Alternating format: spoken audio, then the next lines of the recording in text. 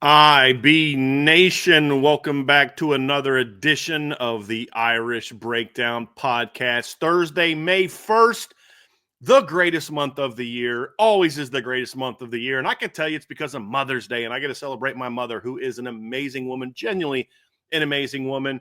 And we were obviously both raised by very loving mothers, Trevor, both of us. A lot of people out there are mothers. We actually have a lot of mothers in our show. My lady NH, who even, talk about being a loving, caring person, is married to a Florida State fan. Talk about somebody that, that's love right there, Trev. That's real love right there. Yeah. We've got a lot of people in our chat that obviously are married to mothers. So it's going to be a fun month because of Mother's Day, but I'm just being real. It's more because it's my birthday month. And I always get excited around May because, and yours, let's go. But it also is sort of that transition from spring to summer. And I love this month from a football standpoint, Trev, because this is kind of when we put spring behind us, the draft is behind us, and now we really got to start ramping up towards the season. And this is sort of that bridge month into the summer visits. Obviously you have the June official recruiting visits. Then, there's the summer camps. And then July, sort of like that downtime where you're getting ready for camp. And then boom, end of July, we are rocking and rolling because the players will report for camp. So I'm excited, Trev, and based on the conversation you and I were having before the show, you're excited as well. Yeah, it doesn't take me much to get revved up when we start talking about football, man. You know me. I'm glad that we get to do these shows every day, because if not, I would just be calling you anyways to talk to you about football for about 4 or 5 hours. So no doubt.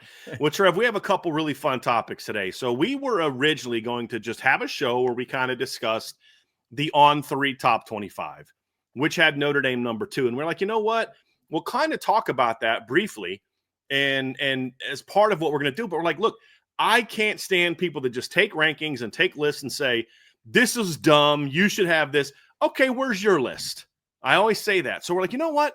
Let's do our post-spring top 25s. We weren't originally going to do that. We did our pre-spring top 25, our way too early top 25. And then we're going to do another one before the season starts. Well, if we're going to criticize or not criticize, critique, because there's some things in there that I liked that Andy Staples had and some things that I disagreed with, which is always going to be true. There's things you and I disagree with in our top 25s. But if you're going to say this person put all this work into this thing, if we're going to critique it, then where's yours? So it'd be more fun to just talk about ours. And so Trev and I both put our post-spring top 25s together. Both did it independently of not looking at our pre-spring top or our top 25s, just like starting over from scratch based on what we know about the spring. There's some portal additions that still need to happen. I don't think there's any portal additions out there, in my view, that are like needle movers for someone in the ranking, really. And if they are, then they'll be reflected in our sort of our preseason top 25, which we can always change as we evaluate teams more and continue doing more research about how the spring went. But we went through and kind of broke everything down. I've watched several spring games, looked at who people lost, who they got in, and just kind of rethought some of my feelings on these top 25 teams. Trevor did as well. So we're going to both break down our top 25s, talk about some of the areas where we don't agree. We'll respond to some of your questions. If you guys have critiques or questions of our top 25, throw them in there. Be like, hey, like put MB on there, but we may bring some of those up during the show, Trev, to address them as we're in the show. And if we miss anybody, we'll put them in the mailbag portion of the show, because we are going to have a mailbag portion of the show, Trev. But the other part of the show is the one that we also promised that we were going to do yesterday, which is there are some reinforcements showing up to Notre Dame this summer, Trev. The rest of the freshman class is going to arrive this summer. I do think there's certainly several impact players in that class. Our number one overall, actually my number one and number two, I believe, overall offensive recruits in the 2025 class both show up this summer. Couple of my top defensive recruits show up this summer. And so there's going to be some players that arrive in June, Trevor. They're going to help this football team. We talked about the transfer portal arrivals on Tuesday. We're going to talk about the high school arrivals here on Thursday, and I'm excited about it. So that's what's on the agenda for today. We're going to do our top 25, and then we're going to talk about some incoming freshmen. How are you not excited about that? How are you not excited about that? So here's what we're going to do before I kick the Trev and have him kind of lead us into this top 25 discussion, and just let you guys know kind of what our ground rules are. I do want to say this one thing. Number one, if you want to get a mailbag question in there, because we will do a mailbag at the end of the show, just put an MB on there.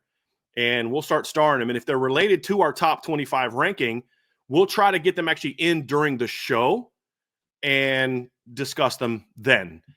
Some we may not get to, so we'll try to get those at the end of the show. But go ahead and throw those mailbag questions in there. Obviously, if you throw in a super chat, we'll put you up to the top of the list. We had David yesterday who got a comp to membership. Dave, I got to send you an email. I'm going to actually do that at some point in time during the show.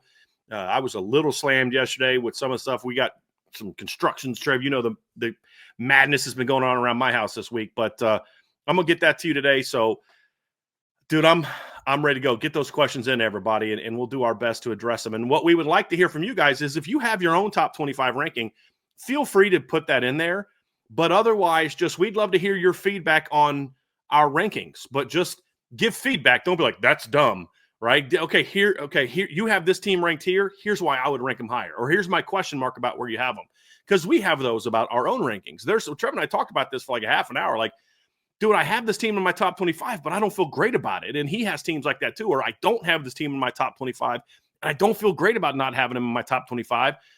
So it's just all of that. So, Trev, why don't you kind of let people know sort of what our criteria is? But I just want to let people know we are going to do a mailbag at the end of the show. But if you have questions that are relative to our top 25, throw those in there now. And we'll try our best to address them during the show, because I think that adds to some of the fun for us is to engage with what you guys think about our rankings. And I just think that makes it a lot more fun. So I am ready to NH, we just joined and I'm catching up. Thanks for the shout out, Brian. I got to play this for my husband. He'll love it. And I got a chance to meet him at the tailgate. So that's why I felt I could kind of joke with him a little bit. Really nice guy. Yeah. I was like, Florida State fan, like that didn't make you question his judgment at all. Like, so, but that's true love will do that to you sometimes. You know what I mean, Trev? It'll do that to you sometimes. So anyway, I appreciate you very much, but I'm ready to rock and roll, Trev. Yeah, I'm ready to get after it today, man. Look, so when we put these lists together, one of the hardest things that we had to do, at least for me specifically, and Bryan and I talked about this before the show, it is another year where there's not that juggernaut of a team that's that no-brainer number one overall. We were divvying it up and talking about teams in different conferences and who's looking to go where. And I think the most interesting thing about this and why we want to hear back from you guys so much is because there's a lot of room for variance. Bryan and I were going back and forth and say, hey, I had this team here. And he would tell me, hey, I have this team here. Both were making great cases as to why they were or weren't where they were in the rankings. So this one's tough. And it's hard because the field is so wide open right now. And that's what makes these lists really interesting. Now, there's some lists that I've seen out there floating around to Brian's point where I'm like, okay, like really? Like that team? Spoiler alert, Stanford's not in my top 25. But outside of the super obvious it should be in or the super obvious shouldn't be in, the margin of where teams fall in the top 25 was really difficult to place who goes where. And so what we're going to do today, folks, is we're going to start bottom up. So we're going to start from 25 to 21. We're going to talk about why we rank some people. Now, in some of our rankings, compared to what we had in our way too early rankings, some teams moved up, some teams dropped, some dropped out completely. Little hint. So it's going to be fun to dive in and talk about this today, Bryan. But big picture for both of us, it was interesting to put these lists together. Yeah, and just my big takeaway is I do think the college football playoffs is very wide open this year. I think the SEC is wide open this year. I think the Big Ten is wide open this year. I think the Big 12 is wide open this year. I think there's a very clear number one in the ACC, but they're not the juggernaut that they've been in the past. And there's other teams coming along that I have in my top 25, some teams that are not in my top 25, like a team that I'm going to talk about that's not in my top 25 that I got my eye on is Louisville. Because it's hard for me to put them in there because it's like almost a brand new roster in a lot of ways. But you're like, dude, if these pieces come together, they could make some noise again like they did last year. Yeah. There's some Big Ten teams that I have sort of on the outside looking in. Some Big 12 teams that I'm like, dude, I have this team down here number 8 in the Big 12, but I could see them jumping up and winning the league. It just is going to make for what I believe is going to be a really fun, exciting season. I'm not ready to say that I'm as locked in as no undefeated teams this year as I was last year, because the other difference this year for me, Trev, is I feel like my top 5 teams, especially my top 4 teams, are really right now head and shoulders above everybody else to varying degrees. And you could throw in my 5 or 6, my number 5 and number 6 teams, where if they can get some big early wins, they could be hard to beat. Yeah. And so I do think there's a much greater shot of teams going undefeated in the regular season this year, including Notre Dame, which we'll talk about during the show as well. And you'll also get a sense during the show why I don't think their schedule is as easy as people think it is either. And we'll have some fun talking about that, Trev. But it really was interesting because there is a lot of uncertainty. And I think that's just kind of always going to be the case in this portal era, because there's just so many teams that you're like, if this portal guy hits, this is going to end up being a really good team. But if it doesn't, you're going to be in trouble. And there's a little bit of that in my rankings, where some of the teams I feel most confident in are teams that are a little bit more homegrown because I know what they are. So our criteria is obviously, Trev has, and I both have to a degree, I need to see it mentality. Trev even more so than I do. But we kind of had to throw that aside for this top 25, because that otherwise it's like, well, here's my top 25. Everyone's got to show me something. I'm not doing anything until week 5. Well, okay, well, that's no fun. What are we going to talk about for the next few months? So we are kind of projecting, and we are kind of talking about what we think is going to happen more so than just, well, I need to see it. That's true for a lot of teams. And honestly, Trev, if we had to do a rankings of teams that we're pretty confident in what they're going to do, there'd be like 4 teams in our ranking. And those just happen to be 4 teams that return the most. And that's no fun. So we're gonna have some fun today with these rankings. And again, you guys put your comments in there. We'll respond to them as best we can. We'd love to hear your feedback. And if you do have a top 25, we'll definitely bring that up. You're not going to fit all of it in one post, but if you quickly copy and paste, we'll see them all and we'll get them in there. So it'll be a lot of fun. So Trev, we're going to start off with your top 25. Also, real quick, we heard what you guys had to say last time, that when we went through our top 25, it could be hard to follow along because you couldn't see it. So what we did, and part of the reason that we're a tad late, is we came up with some cards. So you guys have some cards to kind of use as reference as we're going through these. You can visualize it a little bit and go. So we'll go through Trev's top 25. We're going to do 5 at a time, just some really brief comments on each team, and then we'll spend even more time as we get down to the top 10. So Mr. Trowbridge, kind sir, I'll give you the honor of walking us through your top 25.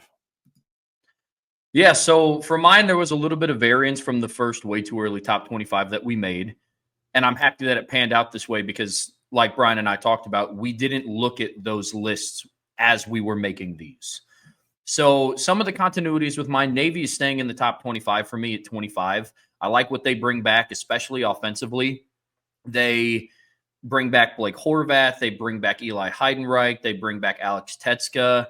And so that was their big trio on offense. They had Dabo Fofana last year, but I mean, he was even playing second fiddle a little bit to Alex Tetska. So they bring back most of their production. And the nice thing about Navy is the transfer portal doesn't really impact them that much. They had 5 players leave. I went back and I looked. None of them were major contributors on the team. So I have Navy still in there at 25. Michigan for me is still in mine, and I said it a couple shows ago that they are kind of my dark horse in the Big Ten, not to win it. I do believe that the Big Ten is wide open. I don't see Michigan making it to the Big Ten championship game, but I think that they're going to fare a little bit better than they did last season. I like what they have coming back on defense. Their quarterback play is just going to be better. I don't know who the starter is. I don't know who's going to take the first snaps. Can it not? What would it look like for their quarterback play to be worse than it was last year? Like, I really don't know. Couldn't tell you. I mean, one of the guys from last year comes back and has a worse year. That's I don't even know how. That's my point. Is how's that even possible? Right? Yeah, I don't see their quarterback play being any worse than what it was. The start of last season, I think for Michigan, there was a little bit of a sense of, hey, we have to give Donovan Edwards the football a little bit more. I think that kind of caused for the late arrival of Khalil Mullings. And now this year they have a really good portal pickup with Justice Haynes from Alabama. Love that pickup. It's one of my favorites of the offseason. Biggest questions for me, though, I don't know what the offensive line is going to look like for this team. And the weapons on the perimeter for Michigan are not good, especially at the level of football and the level of competition they're going to be playing this season. Now, an argument could be made that Michigan has never really been known for producing top-level talent at receiver, but even in Hold their on, national, buddy. They had the number 10 overall draft pick as tight end last year, man. that's fair. That's fair. So I That guess was a little sarcasm, by the way. I know. He's a I very know. good player, but He is. he also didn't play against Ohio State. Mm-mm. Mm-mm. And I'm also carrying a little bit of weight too of how Michigan finished their season.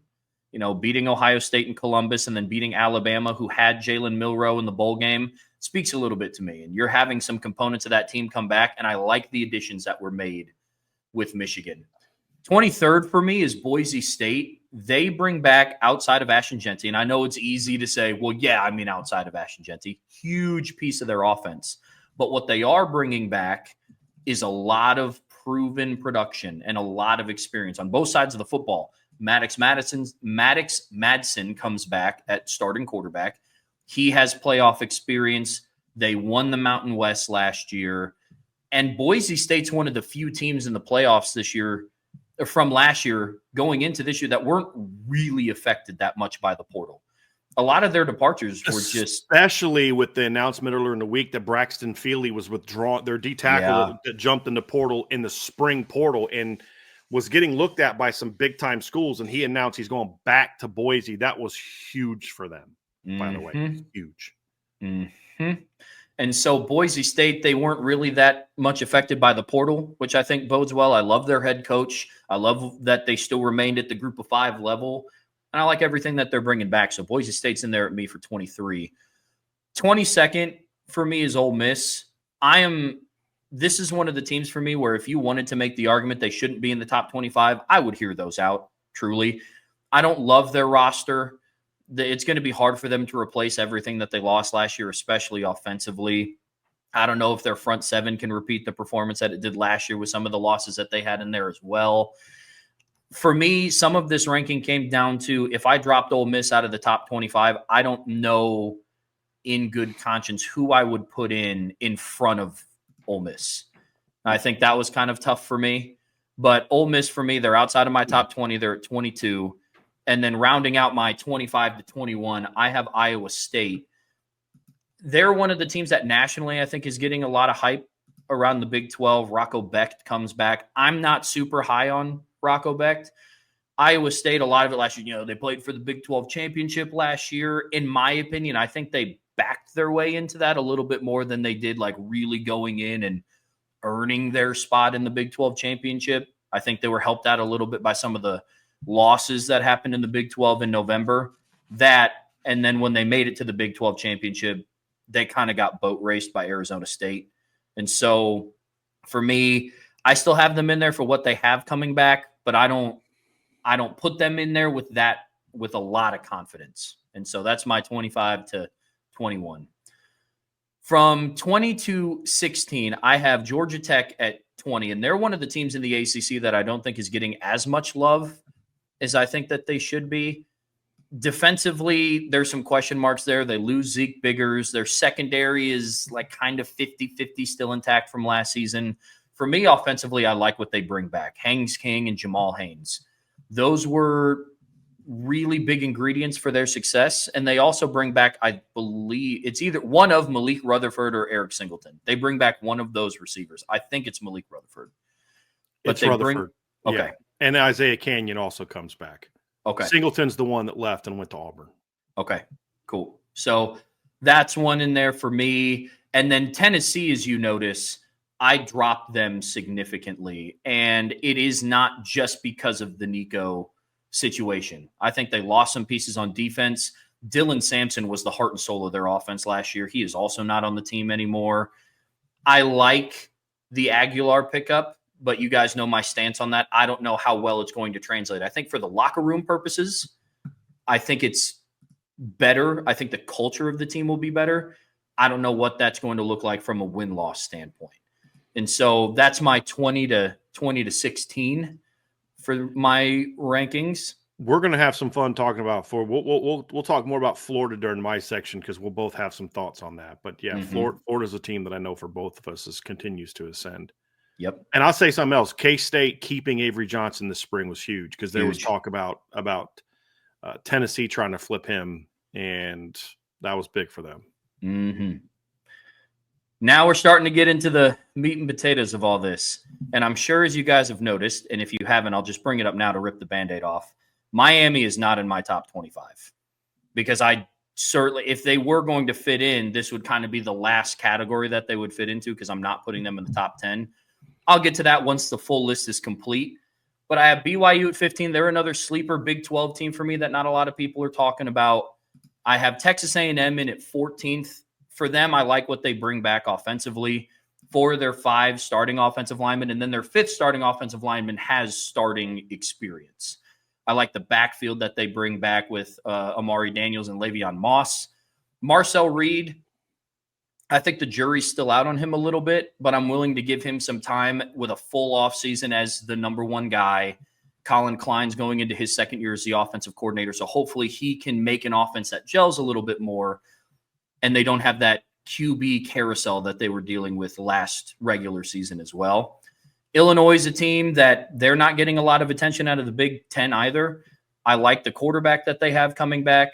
Altmaier, is that his name? Mm-hmm. Luke Altmaier, yeah. Okay. I like Luke Altmaier coming back to that team. Illinois, they're another team that I don't think they're making a push for the Big Ten title, but they're going to be another really quality football team in that conference. And then I have Arizona State up right outside of my top 10. They bring back, I think, every starter but one on defense. They lose I think 1 or 2 is all they lose, yeah. They lose Cam Scadaboo on offense. It's a huge loss, but I look at that the same way that I look at Boise State. They lost Ashton Genty. Arizona State loses Cam Scadaboo, but they bring back their quarterback. Yeah. They bring back at wide receiver. Jordan Tyson comes back, which is huge. And then they return, 3 of their 5 starting offensive linemen, both of their tackles and their center. So interior of the offensive line is going to be a little bit of a question, but I like where Arizona State's at heading into the season. I was also very curious to see how Kanye Udo does there. Because we know he can do very well as a fullback in the option offense, but can he run in the more traditional offense? Is going to be, I mean, you just added a 1,000-yard rusher from a top 25 team, but it was one from, Army in a triple option offense. That's going to be very interesting. Very interesting. Play styles translate a little bit too. I like that the person coming in to replace Cam Scadaboo was a fullback type downhill. Yeah. Mm-hmm. Yep. So getting into the top 10, at number 10, I have Indiana. And they bring back a lot from what they had in their playoff team. On offense, they bring back Omar Cooper, Elijah Surratt. I do like – they picked up Pat Coogan in the portal, and he was a quality center. He started in the national championship game for Notre Dame, started in every single game since he entered against Purdue. So I think that's a good pickup. I like the quarterback that they got from Cal. And then defensively, we talk about star power a lot, and Indiana brought back their stars from last year's defense. They brought back one Mikael on Kamara. all 3 levels. Yeah. They brought back Mikael Kamara. I like Aiden Fisher returning to that team in the linebacking core. They bring back D'Angelo Pons. And so I think that Indiana brings back a good amount of the core of their team that really made them successful last year. Georgia might have a better quarterback, Trev. Honestly. They might have a better quarterback this year with the kid that they got out of the portal. Yep. He's more mobile than what – yeah. And they've got one of the best returning receiving cores in college football. They do. In Surratt and Omar Cooper. I mean, it's like they got a portal guy too. So they've got talent, man. They got talent. LSU in my top 10, they didn't move from where I had them in my way too early. And it's still just going off of the potential. And I know Bryan and I are going to talk a little bit more about LSU as the show goes on. We're still kind of taking both ends of the spectrum from them. On paper, I like the makeup of the team. Nussmeier returns. I'm not on the train of thinking that he's a top 5 NFL draft pick and one of the most elite quarterbacks returning in college football. But I do hold – it does carry some weight to me that they have a returning starting quarterback. I like what their skilled players are made up of. Their offensive line is a question to me because I have no idea what that's going to look like. And so similar to Michigan, a lot of their success is going to be dictated up front and how their offensive line is going to do. They lost some guys to the draft, and their offensive line last year wasn't anything to write home about. And then on defense, they have some heavy hitters coming back on defense as well. But again, on paper, this team looks like they could do something. But like we said months ago when we did our way too early, if LSU ends the year in the top 10 and they're making a run for the SEC championship, I won't be all that shocked. But if they're also outside of the top 12 and they don't make the playoffs and they're deemed out of the SEC championship conversation in middle of November, that also wouldn't surprise me either. So they're one of those teams for me that it's going to be really interesting to see how they play out. And then Alabama was the biggest riser for me in comparison to the first list that I put out. And the first one, I had them at like 11th. And I moved them up to 6. I love what they have coming back, man. I love their receivers. Obviously Ryan Williams, but Jeremy Bernard comes back. And then Isaiah Horton is another really good portal pickup that they have. And he provides an aspect to that offense with his size that they didn't have before. Similar to Malachi Fields coming into Notre Dame. Gives that big boundary presence, big playability downfield. Alabama, the question marks that I have with them, I like the players that they have. I need to see it come together because Alabama hasn't had the defense like they've had before in the past. I'm not expecting Kalen DeBoer to put together a Nick Saban, Kirby Smart type of defense, but defensively they do have to be better. They don't have a starting quarterback named yet, but whoever is named the starter, I think will be a better fit with this year's offense, especially with his former offensive coordinator coming to rejoin him as well, which is a really big offseason move. So that's my 10-6. And then moment everybody's been waiting for is the top 5. I have Clemson at 5. And the more that I start looking at the chat and on Twitter and social media, apparently Clemson's one of the more polarizing teams that people have in their list. Which I understand. Yeah. I do. You're talking about a team coming off 4 losses. Yep. I get that completely. My thing with Clemson is last year they were a very, very young team. They had the most snaps played by true freshmen by like 2,000 snaps. Cade Klubnik comes back. I love their receiving core with TJ Moore, Bryant Wesco, Antonio Williams. They returned 4 of their 5 starting offensive linemen. They return a lot of solid defensive players. Peter Woods, TJ Parker. Wade Woodaz is a good linebacker. I don't think that he's some crazy elite talent, but I like what he has there. And then most of their secondary returns too. Questions that I have about them is, will they finally win that game? Last year, the top teams that Clemson played outside of SMU in the ACC championship game, it wasn't really that competitive. And if SMU has 5 more minutes on the clock, we're saying about SMU kind of what Notre Dame fans were saying about Notre Dame at the end of the Ohio State game. Boy, if we had 5 more minutes, you didn't, and that's why you caught an L. But they had all the momentum in the second half against Clemson. There's no doubt about that. They did. They're overcoming a big deficit too. Overcoming a really big deficit.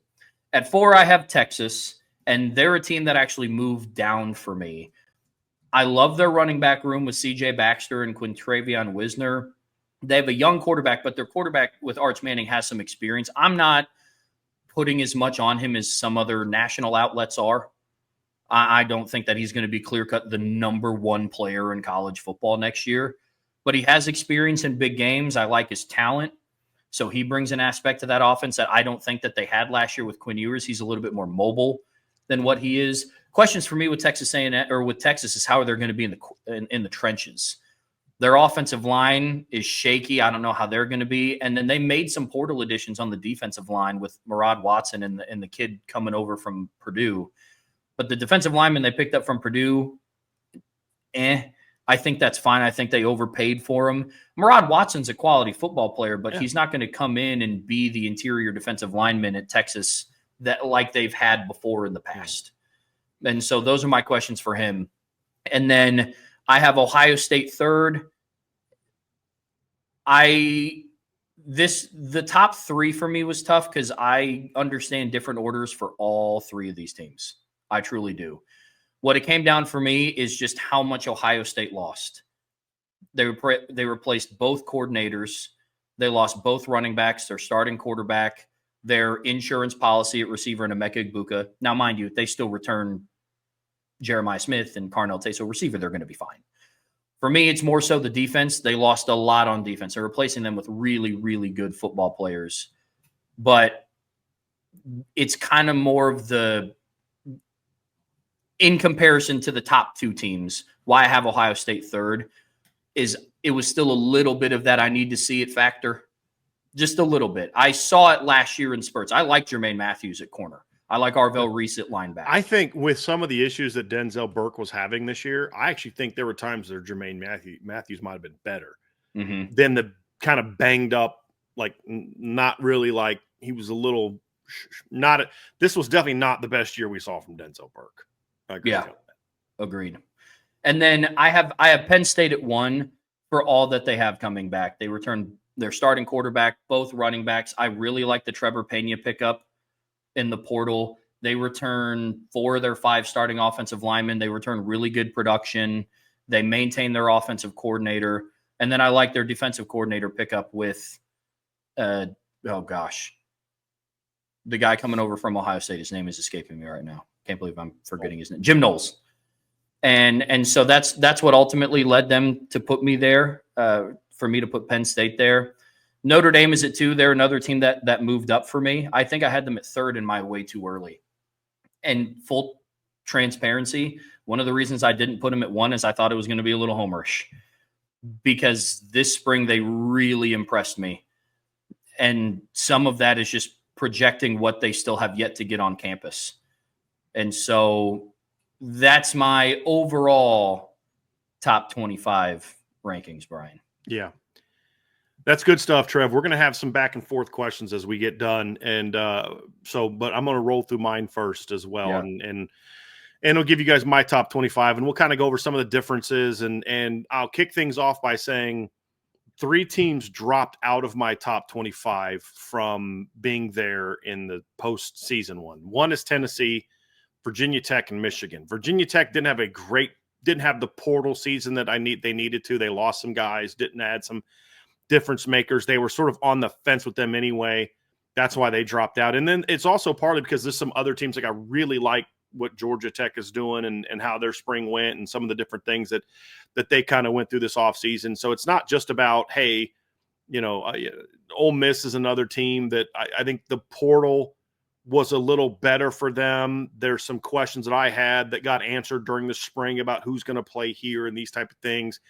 I'm unsure of what they're doing at quarterback. Like, is the guy from Ferris State just a depth player behind Austin Simmons in case he, isn't able to make it happen? We'll see. But Virginia Tech, Tennessee dropped way out. I actually had Tennessee, Trevor, as I'm looking at my preseason. I had them 12th in there. And it has nothing to do with Nico and Joey Aguilar, because I actually think they're going to be better at quarterback this year. It's more so about just really going over that roster and seeing what they lost and not feeling good about what's coming back. They'll have some decent receivers. Their O-line, major question marks about their O-line. Their D-line got gutted. I don't love what's stepping in to replace them. Losing Dylan Sampson was huge. I just look at their team and I'm like, I just don't see a great team. And I see a team on paper that looks a lot more like the 2023 9-4 team that went 8-4 in the regular season than I do last year's playoff team, which, as you go through it too, and this also includes just really studying their season more, Trev, in between then and now, and being like, look, I don't know that Tennessee was even as good as their record showed. They were very fortunate to beat Florida. They were very fortunate to beat Alabama. They ugly win over Kentucky in a game that they were fortunate to win. Fell behind 17-0 to Vanderbilt. And then you just watch them and you think through about what did they do against the 2 really good teams they played. They got whooped by both of them. Now, the Georgia game was close for a half, but Georgia turned it on in the second half, and Tennessee was just outclassed. So there's just a lot of different things that I just don't like that team as much. And then for Michigan, it was just watching some of their stuff in the spring, and their offensive line's a major problem, and their receiving core is a hot mess. Yes, they'll be better at quarterback, but they've regressed on the offensive line. They've regressed with pass catchers, to your point from earlier. I think their defense on the back 7 is going to be better because they didn't really have a healthy Will Johnson for most of the season. So it's not like you're saying like they lost Will Johnson, because he didn't even play against Ohio State or Alabama, the 2 biggest wins of the year for them. And I don't think he played against Indiana in a game where they, went toe-to-toe for 4 quarters with another playoff team. The issues that I have, Trev, is I think their D-line is going to be really good again, but it's not going to be as good as it was last year. Losing Mason Graham and Kenneth Grant. My concerns are the offense. I don't think Chip Lindsey's this magic, magician, I should say, on offense as the new offensive coordinator. He's going to all of a sudden be able to turn guys that just aren't that good. You and I were watching some film of the Andrew Simpson kid that they got from the portal from UMass, and we're watching some of his film from UMass, and I'm just like, dude, I don't see it. Like I don't know what this guy adds, and there's not really any freshmen. Maybe Andrew Marsh can kind of come in and turn things around, but I just don't love their pass catchers. Running the one thing that made me feel like, okay, why they should be in is their defense. Their backfield is going to be way better than it was last year. I've said this before. Justice Haynes was one of my favorite portal pickups of any team in the portal this offseason. And like you said, Mikey Keene is going to be the placeholder until Bryce Underwood is ready, which could be in the middle of fall camp. Bryce Underwood's getting all this hype for some of the highlight throws that they're putting on, Twitter from the spring game. But talking to some people that watched the game, there was a lot of rough moments from him where they just weren't put on Twitter. And so I think that's a question mark. But that's why those three dropped out. Just wanted to comment on that. So let's get into my top 25. Navy is in my top 25. They dropped down a spot. It's really just about other people moving up. My opinion of Navy hasn't changed. Love what they have coming back. Love Blake Horvath coming back. Teska comes back. They're going to be really good. Georgia Tech jumps into my top 25, Trev, and I thought about putting them higher, so I don't really have any pushback with what you had. I look at that team, and I still just need them to show me that they can win some of those games. That's really what it comes down to. On paper, I like some things about this Georgia Tech football team. You lost you lost Singleton, which hurts, but you got a kid in Eric Rivers from Florida International that had over 1,000 yards last year. Get a little bit nervous because Notre Dame had a situation where they had a 1,000-yard receiver from Florida International that came in. He kind of stepped in for Chris Mitchell, but I still contend, having watched Chris Mitchell all year, that if Chris Mitchell was on this year's offense, he'd be a lot more productive. And like I said, the Eric Rivers kid's a good football player, put up even better numbers than what Chris Mitchell did 2 years ago, double the touchdowns, more yards per catch, really good football player. And he doesn't have to be their number one because they have Canyon and Rutherford coming back. The O-line returns 3 starters. Look, I kind of feel like with Brent Key as the head coach, their offensive line is going to be tough and physical, and that's just what they're going to be. One of the best backfields in college football coming back in Haynes King and Jamal Haynes. I love that group. They just need Haynes King to be healthy. That's the key. Their D-line's a big question mark for me. Zeke Biggers is a kid that at times was really good, but he was very inconsistent. They don't have a guy there now. They got a kid from UCF who's a solid football player. He's not going to be as good as Zeke Biggers is, but can he be more consistent? That's more the question mark. They were really banged up second half of the year at linebacker. I think they're going to be, better there. Their secondary, I like what they have coming back, and then a couple portal additions. So I just really like this Georgia Tech team. They have to show me that they can win some of those games. That's going to be the key. They have a tough schedule again. Boise State, you mentioned, good football team. They're going to be a top 25 team. They're not going to be top 10 team. That's why you don't have Dash and Genti here. Well, they lost Dash and Genti. Exactly. That's why they're not preseason number 9, that they're preseason number 23. And he was very good, but it's not like they were a 4-8 team if you take him off. They're still a good football team. Ole Miss, I'm back and forth on Ole Miss, Trev. I do like some of their portal pickups. I do think they got some quality portal pickups at receiver. They've just got to bring them all together. He has shown the ability more than some other teams to get portal players at receiver and get them going. You're not just needing Trey Wallace. You've got Dejon Stribling is a solid player. They got some other guys. Caleb Oldham, who I think came in from Alabama. So there are some players there. The offensive line's a bit of a question mark for me. The D-line, the defense lost a ton, which is why I didn't want to put them in the top 25 before. Them being in is more just about some of my question marks with some of those other teams. And thinking to myself, if they played head-to-head, would Ole Miss beat those teams? Would they beat Michigan? And I'm like, yeah, I kind of think they would. Would they beat Tennessee? I think they would. Would they beat Virginia Tech? Yeah, I think they would. And that's why they're in. Miami at 21, I still believe Miami's a top 25 team overall, Trevor. I think that they have question marks like a lot of people do. What it comes down to me is this.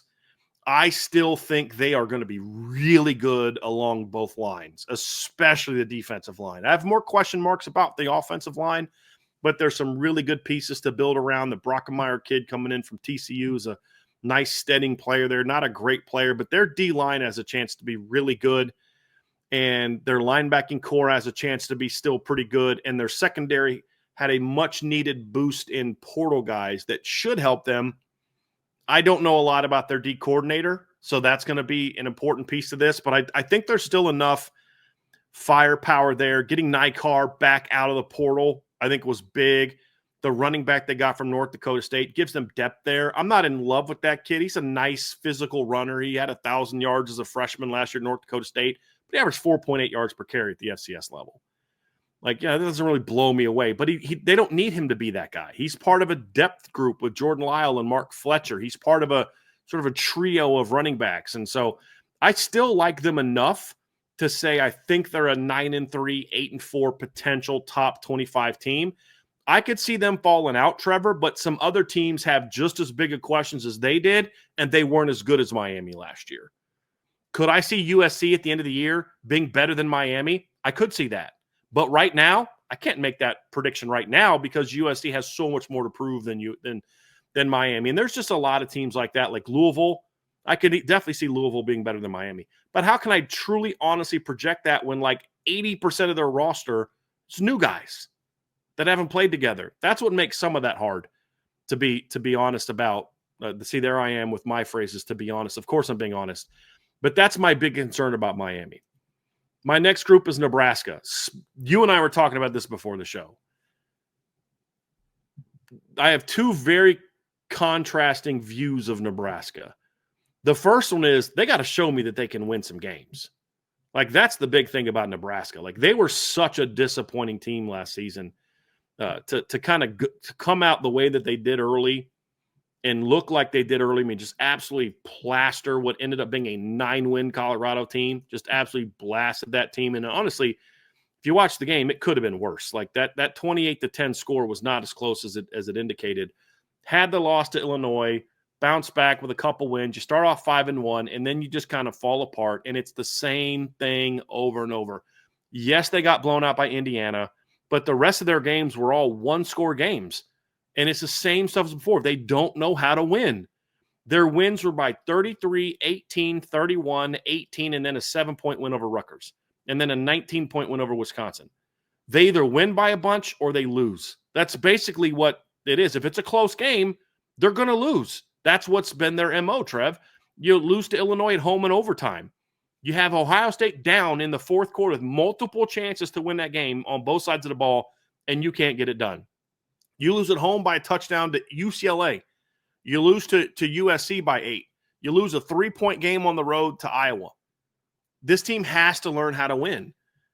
That's one side of the coin. Well, dude, after everything you just said, how do you have them in the top 25? Because I look at their roster, and I'm like, dude, that's a loaded roster for the Big Ten.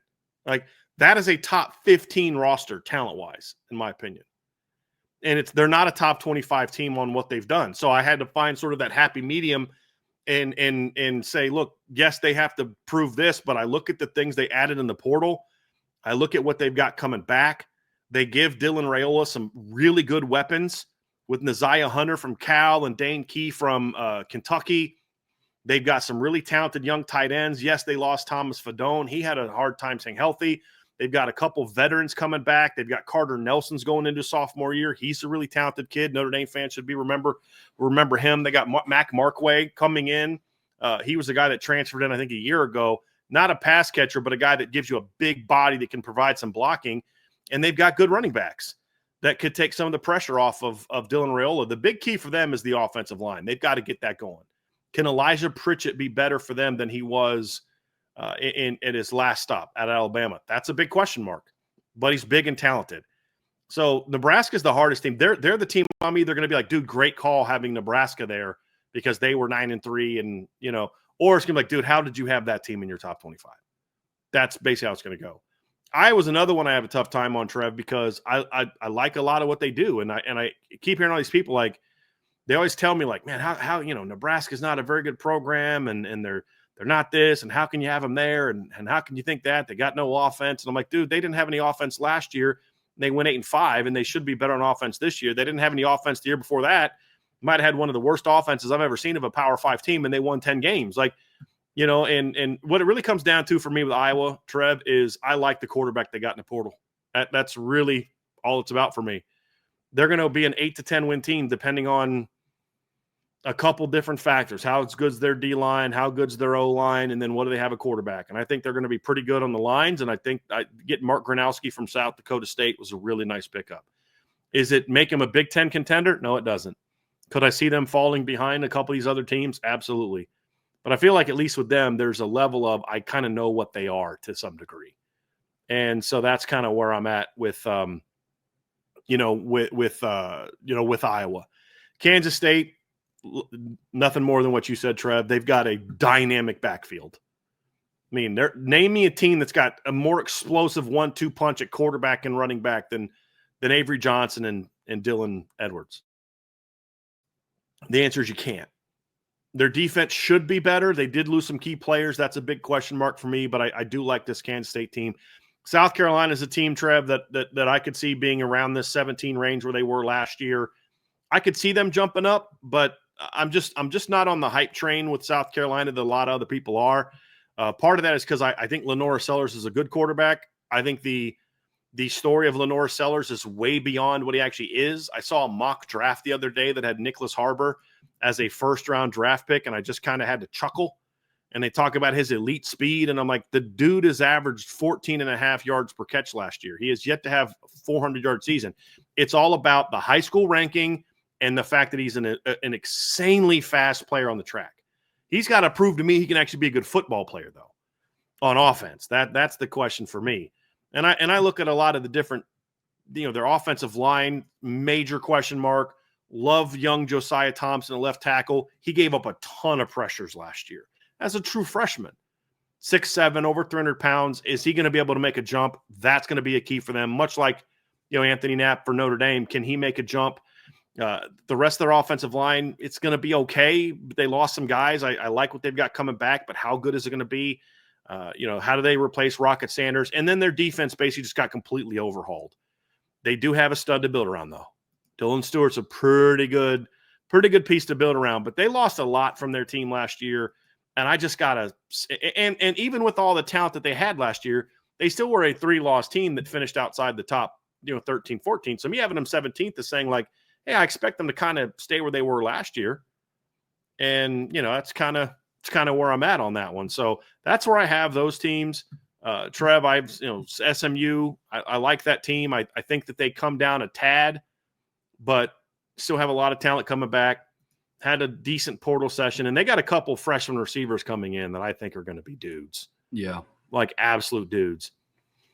I like the Florida Gators, Trev, and it's not just because of DJ Lagway. I'm actually one of the people that's like, DJ's got to show me something. Like, number one, he's got to show me he can stay healthy for an entire season. Yeah. And he is a big part of their ranking. If he's not in there, I don't have them ranked this high, but he is there, and he is supposed to be fine. But it's more so I like their overall team. I think getting J. Michael Sturdivant out of the portal is huge. I love J. Michael Sturdivant. I think Eugene Wilson is a kid that's on the verge of really taking off. A couple young receivers they got that I like. Abe Mizell is a kid that's got some potential. They got a couple incoming freshman receivers, especially Dallas Wilson, that's got a chance to help them out this year. But their defense is what I really am banking my jump for Florida around. I think when you watched them late last year and you started to see this team get better and better and better, big part of it, Trevor, was their defense. I think their defense got a lot better. Of course, they lost some guys like everybody did, but Caleb Banks is a really big physical kid, has some tools, a little raw, but has a lot of tools. Tyreek Sapp's a good edge player. They've got some young players coming in. Jalen Wiggins is a guy that Notre Dame tried to flip. I think he can help them out as a freshman. Miles Graham steps in the starting lineup. It's really wild thinking about Miles Graham maybe being a starting middle linebacker for them. When I watched his dad Ernest as a running back at Florida back in the day, they got a lot of talent coming back. Their secondary has some talent. Devin Moore's healthy. He's a kid that Notre Dame had committed that flipped during the coaching change. If he's healthy, he's a really good corner. He just has to stay healthy. Health is a big thing for them, Trev. But when I just kept going through their roster, I just kept being like, dude, this defense, this team has got some talent. They just have to be able to find some answers on, just a consistent basis. Their defense had a couple rough games late in the season. obviously against Texas and Ole Miss, but they had a really good performance against LSU in an upset win. They shut down Florida State's terrible offense. They dominated Tulane's offense. They had a really good defensive performance against Tennessee. They had some good moments last year, and I think they're going to be a lot better. And so they're a team that I'm a little higher on the note. Both love Illinois. Illinois has a kid, so losing Pat Bryant was a big question mark for me, obviously. A team that was a little offensively challenged anyway. But the more I kind of dig into their receiving core, the more I like. And they got a portal receiver named Hudson Clement from West Virginia that I really like. Completely different type of player than Pat Bryant, in my opinion, but he's a really good player, and I think they're going to be really good on defense. So and Luke Altmaier's just he's the epitome of a game manager. He's not going to blow you away, but he's just not going to get you beat. And he's just kind of gotten better every year at Illinois, and I think he's poised to have a really quality final season. BYU 12, I've talked about them a lot. Got a ton coming back. Good football team. The two SEC teams are interesting, Trev, because when I look at LSU, you nailed it. There's some spots where I'm like, dude, this team is really good. Their pass game has a chance to be really good this year. They got some good receivers in the portal. They had good receivers last year. You know, I love the Caden Dunham kid in the emergency from him late in the season. Like, I really like that kid. Garrett Nussmeier is a very talented quarterback. There's a couple things that are key for them. They got a couple good transfer kids. Like I said this, like the two kids they got from Virginia Tech. Are they overrated based on how they're perceived in the transfer portal? Yes, they are. Like, everybody's telling me that they got these two kids from Virginia Tech that are 4-star players in the portal. And I'm like, well, hold on a second. Neither one of them were as good as what Jalen Stroman was, and Jalen Stroman's a 3-star, according to 247. But, you know, I keep being told that these kids who weren't as good as he was at Virginia Tech are all of a sudden better than him. I don't buy it. So I have some issues with the ranking system there, but this is what it boils down to. It doesn't matter if they're better than Jalen Stroman or not. It doesn't matter if they're as good as people make it out to be or not. What matters is, are they better than what they had? And the answer is absolutely yes. A couple keys for LSU. Number one, O-line's going to have to get fixed. And they weren't even great last year with 3 guys that got drafted. And they weren't even that great last year as a unit. They were solid. But you go watch a Texas A&M game and you're like, that's kind of what I'm saying. You couldn't consistently get there. But here's where it comes down to for me. There's 2 portal pickups that, if they can get back to their past season form, are going to be huge pickups for them. The first one's Patrick Payton. That is a big one for me. Patrick Payton is a kid that 2 years ago showed a lot of talent for them. A lot of talent. Very, like, twitchy edge rusher, really dynamic kid, big-time potential, big-time pass rusher when he wants to be. Last year, he acted like he didn't even want to be out there. Which version of him are you going to get? Obviously, getting Harold Perkins back is huge, but they got a transfer portal pickup at cornerback who was hurt last year that I look at and say, if that kid can be what I think he can be and what he showed himself to be as part of the rotation as a freshman, that helps him a ton, and that's Jakeem Jackson. Very talented player. Hasn't played a ton of football, Trev. I mean, he really hasn't. He got hurt last year. And did he even play at all last year? Or I know he got hurt early in the season. I'm actually going to look this up real quick and see if he played at all last year. Just give me a second. I thought he played like in a game or 2 and then got hurt. But yes, he played 2 games and got hurt last season as a sophomore. And there was a lot of high expectations for him coming into the season. It was his true sophomore season. Coming into his as a freshman, though, I thought he was a pretty good football player for them. And showed me some really nice promise for them as a true freshman in 2023. If he can kind of be on that path and become sort of that type of player that he showed in sort of a rotation role as a freshman at Florida, I saw some potential there. They need him to be what he was coming out of high school. Because between him and the kid from Virginia Tech, who is an upgrade over what they have, and then they got a safety from NC State, if those guys are what they hope they are, then this LSU defense is going to be really good.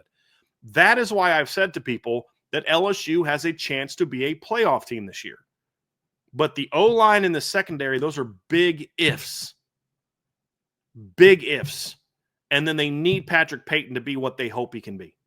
If those three things all get positive answers, LSU can compete for the SEC title this year, or at least a chance to be in the SEC title game. I do believe that. I think they have that kind of roster, but those are big question marks because here's the deal. Garrett Nussmeier has shown he does not handle pressure well. And I don't mean pressure of a big game because I actually think he's had some really good moments in big games. I mean literal pressure. You want to see what he's like when he's getting physically pressured? Go watch the Texas A&M game. He'll make some throws. You're like, dude, I have no idea what you're doing. He just doesn't handle the a consistent pass rush very well. If the O-line can't protect him better, he's going to have some problems. So that's how I feel about them. So that's why they're where they are, because those are major question marks. O-line, D-line, secondary, major question marks for a team that wasn't ranked last year. That's the other thing. This is actually pretty high for a team that wasn't ranked last year. I believe they're my highest ranked team that wasn't ranked by the end of the season. I know A&M fell out after the bowl game, but I'm talking about at the end of the regular season. So that's kind of where I am with them. BYU, I've talked about. A&M for me, A&M's another team, Trev, that I have a hard time with.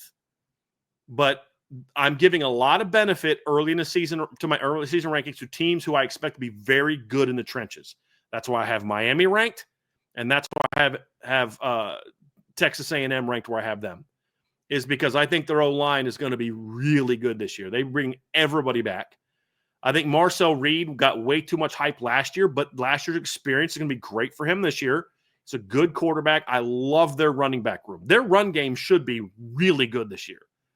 There's no excuse for Texas A&M to not be able to run the football this year, Trev. None. Because they've got a loaded running back coming back that not only brings back Le'Veon Moss and Amari Daniels and Marcel Reed at quarterback, but they get Reuben Owens back after he was hurt last year. So he's going to be back for them this year. So it's a really dynamic three-man group at running back, Trev. And when you look at how they finished the season running the football, is very disappointing. And that's what gives me a little bit of pause. Actually, that was 2023, but the numbers I'm looking at, but they didn't run real well against Texas. They didn't run well against Auburn. They ran okay against USC. That offensive line should be a lot better. Middle of the season, they were running the ball real well. I think now that everybody comes back, year 2 of Colin Klein's offense, I think the offense takes a jump. My question mark is receiver. You know, I'm not a big Kevin Concepcion guy. He's a solid player, but he's not what I think people make him out to be. I like Terry Bussey. He's a good player. And then who's the other? They got another receiver in the portal. Hold on a second. Let me look this up. They got 3 portal guys, and I'm drawing a blank on the third guy that they got. Give me a second. We were talking about this before the show. Oh, yeah, Mario Craver from Mississippi State. He's got some ability, but he hasn't produced a whole lot. And it's like there's a lot of question marks there. So I'm not in love with that group. That's my red flag for them. Their D-line won't be as talented as it was last year, but I promise you this, the motors that they're going to have on D-line this year are absolutely going to run hotter more consistently than what they had last year. I mean, Shamar Stewart's a physical freak, which is why he was the number 17 overall draft pick. That guy never had more than 1.5 sacks in the season. Like, I don't care what NFL draft people think about these guys when they start them out. This guy's really talented. I don't care. This is about, are you a good college football player? He was not a good college football player. They're going to have better players there. I like the Cassius Howell kid coming back. He's a good football player. Albert Regis is a solid player. They got Tyler Oyedem in the transfer portal, TJ Yearcy in the transfer portal, Deion Hayes in the transfer portal. They got some kids coming back next year that are good players. I really like their linebacking core with Torian York and Scooby Williams coming back. And their secondary should be pretty good. The key for them is, can Des Ricks be what people hoped he would be? And he hasn't been so far. I don't think it's for a lack of talent. Like, I don't look at Des Ricks and I'm like, you know, that guy's not actually that talented. I think he was a little overrated coming out of high school. I don't think he was as good as people said he was, but he's still a really good, like a really talented player. If he can be what they hope he is and kind of take that jump, because he struggled last year, Trev, like he had some issues. They need him to be better. If he can be better, then they'll be good on defense because the other kid that they got from K-State last year is a really good football player. And I really like him at cornerback. He come back, Will Lee, so I'm talking about. He's a good football player. Bryce Anderson's a solid safety. Dalton Brooks is a solid safety. Good solid safety group. They just need Des Ricks to be good. He wasn't good last year. They don't need him to be a 5-star player because I don't think he was a 5-star player. I think he was overrated. But I still think he was a top 100 to 150 caliber player. If he can just be that type of player for them, I think that solidifies their defense. And now you're in year 2 of what Mike Elko is trying to do. I'm putting a lot of stock on the year 2 aspect of this. I'm so shocked that a lot of people don't have A&M in the top 25. Shocked. Yeah. I told you my conspiracy theory earlier. I think it's because they want to not have Notre Dame get an early season win over a ranked SEC team. And then when they start winning a bunch, they can do the whole, well, they're a whole lot better now than when they played Notre Dame. Remember when they tried that crap last year and then A&M lost like 4 in a row? Like, oh, maybe they weren't a lot better. Maybe they were that team. I'm kind of joking, but I'm also not. I just don't understand how you can not have A&M in the top 25. I don't get that at all. I really don't get that at all. And I also think, like I said, year 2 of Mike Elko, you're going to be better. Let's get into my top 10, Trev. Let's wrap it up here. Arizona State, for all the reasons you mentioned. Indiana, for all the reasons you mentioned. I love their receiving core. I do, man. I think that's a really good receiving core. Like, yep. Does Notre Dame have more upside? Yeah, I think so. But, man, that group's got a chance to be really good. The key for them on offense, obviously, is getting that offensive line to come together because it is going to look a little bit different. You did lose the right side of your offensive line. I don't love the Mikulski kid they got out of Ohio State. They're going to need him to be better. That's going to be a big one. But if they can get the offensive line to come together, then I think they're going to have a chance to be okay. They got a transfer from Clemson also that I got my eye on, a kid named E.J. Williams, who's a really highly ranked kid coming out of high school. He's kind of getting a fresh start type of situation. They're going to need him to be good. Yeah. But I don't think their defense misses a beat from last year. Even losing C.J. West, who's a good football player. I think James Carpenter, they lost him. I think this defense is not going to miss a beat. I really don't. So I like Indiana where I'm at. I love the Mendoza pickup. Georgia, we've talked a ton about Georgia, Trev. I don't even feel great having them 8th. And the reason I have them 8th is because you've got one of the best coaches in college football as your head coach. As much as I dislike him, he is. Yep. Their schedule's really tough. They are still very talented. They're just not as talented as they've been. I think the receiving core should be better, but not a ton better. I think they're going to be really good at running back.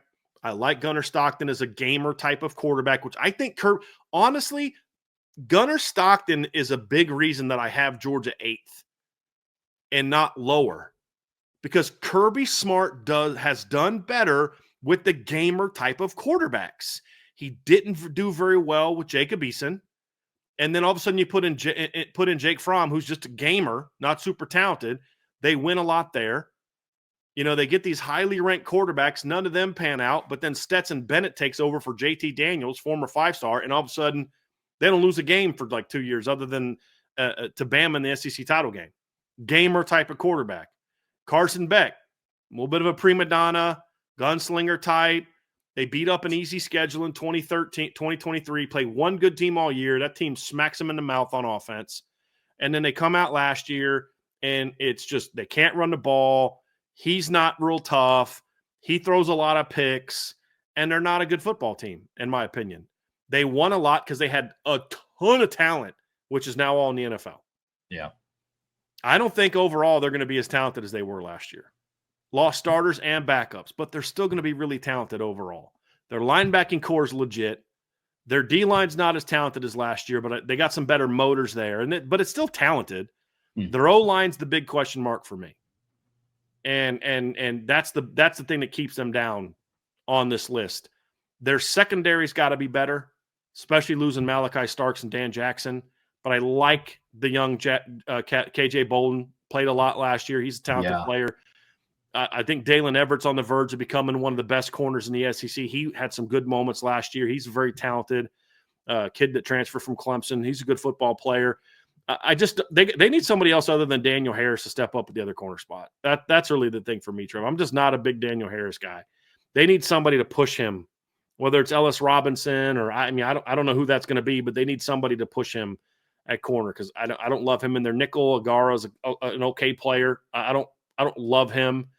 That's a bit of an issue, but I think they're here because overall their talent's still really good. And I think Kirby tends to do better when he's got that gamer type of quarterback. And I think Gunner's a gamer type of quarterback. I actually think he's going to end up being a better winner for them than what Carson Beck was last year. But I worry that the talent around him is not going to be as good as it was for past quarterbacks. Oregon, I think Dante Moore is going to thrive in Will Stein's offense. At the end of the day, that's what it comes down to. I think he's going to thrive. And I don't know that it's going to happen right away. The reason I have them 2 spots lower than I did in the spring or in the winter is because of other teams being ahead of them. Yep. It's more so about liking what I'm seeing from Alabama and Clemson. The thing for me with Oregon is they lost a lot of NFL talent at receiver, D-line especially. They've got some kids coming back, but they're asking a lot of portal guys on the O-line and D-line to step up and be really good. The Isaiah World kid that they got from, I think he's from Nevada. I see people projecting him to be a top 10 NFL draft pick. That's a big transition going from there to playing in the Big Ten. How does he handle it? How quickly can he get up to speed? Does it take a couple games? Does it take all season? We'll find out. That's going to be a key for them because he's replacing a really good offensive tackle in Josh Connerly, who was a first-round draft pick this past year. Lost some really good tight ends, got some guys coming back. So there's a lot of different guys that I like in the portal, but it's just going to take a little bit of time for them to come together. Whereas last year they were returning a lot and had a veteran quarterback. They just got a lot of new pieces, and I think it's going to take them time. I think Oregon's one of those teams that you don't really want to play late in the year. Like, you better hope you keep them out of the Big Ten title game, because if they make it to the Big Ten title game, I think they can beat anybody in the Big Ten by the end of the year, is the potential that this team has. They just got a lot of question marks they got to answer for me, and they're relying on a lot of portal guys to step in and take over. They do have, though, some really good pass rushers coming back. That's going to be a big key for them. Clemson number 6, Trev. You had them 5, I had them 6. We see it the same way. They should be really good along the lines. Again, I put a lot on that. I don't think I saw Jordan Reed from ESPN, guy I like a lot, has Cade Klubnik as his number 1 overall draft pick. I don't see that. But you can't deny that last year he was a pretty darn good college quarterback. Yeah. Runs that system well. But here's the deal. Why did he look better last year? Part of it is his maturity, but you know what? It helps when you're throwing to some of the dudes he was throwing to last season. And you saw the way those freshmen were playing by the end of the year. Yeah. Like, those are some dudes that they got coming back throwing to them. The big key for me, though, is I think the line's going to be more consistent this year. That's really the big difference for me. You get all those guys coming back from last year. Your D-line was very young last year, talented but young. They're all back. Your secondary is the question mark, but the Terrell kid is really good. Yeah. The secondary's got to come together after some of the losses they had, and the O-line needs to be as good as advertised. If those two things happen, then I think this is going to be a really good Clemson team. And that's what's going to be the thing that allows them to win those games you and I talked about that they didn't win early. Their receivers were getting open against Georgia. Cade wasn't hitting them because their offensive line got dominated. That's the difference. I think that part's going to be better. And I think their D-line, especially getting Will Help from Purdue, has a chance to be one of the 5 best D-lines in college football this year. They got starter talent and they got good depth. Yep. If they can stay healthy, get their offensive line going, I think this team could be really, really good. Really good. My top 5, sorry, Roger Dodger, no USC. I have Bama 5. Trev, honestly, Bama might be higher for me if I had more, if I knew more about where they were at quarterback. But I see a lot of people that are down on Bama. I saw one of the preseason top 25s drop Bama from 3rd in their January rankings to 8th. And I'm like, what have you seen from Alabama that makes you think they should be 5 spots worse than they were from last year? Like, if anything, you should think that Bama's better, because we don't know who their quarterback is going to be. But from all accounts, their quarterbacks showed some promise this spring. the thing for me, though, with Bama, Trev, is I don't think people are putting enough emphasis on how dramatic the scheme change was for them on both sides of the ball last year. It was a very dramatic scheme change. It was a very dramatic stylistic change. And they struggled. And simply put, I don't care about Jalen Milroe's physical talent. He was a terrible fit in that offense. Terrible fit. Ty Simpson doesn't have to be a lights-out Heisman contending quarterback. He just has to get the ball to where it's supposed to go. And Jalen couldn't do that.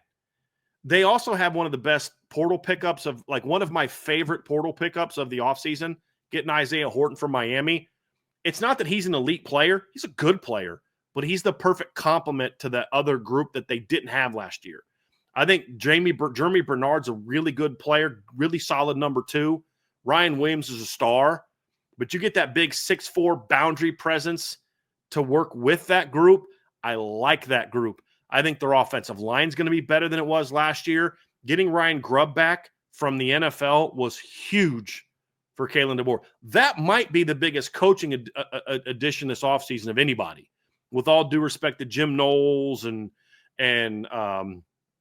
Chris Ash and some of the other big-name coaches that moved, that might have been the biggest offseason coaching addition for an assistant in college football.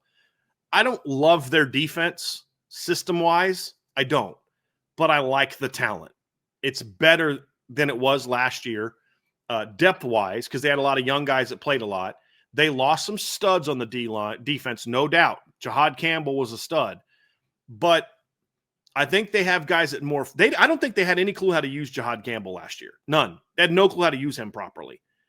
And they don't have to worry about that anymore because they have guys that more fit what they do. They're in year 2 of that system. They know how to run it.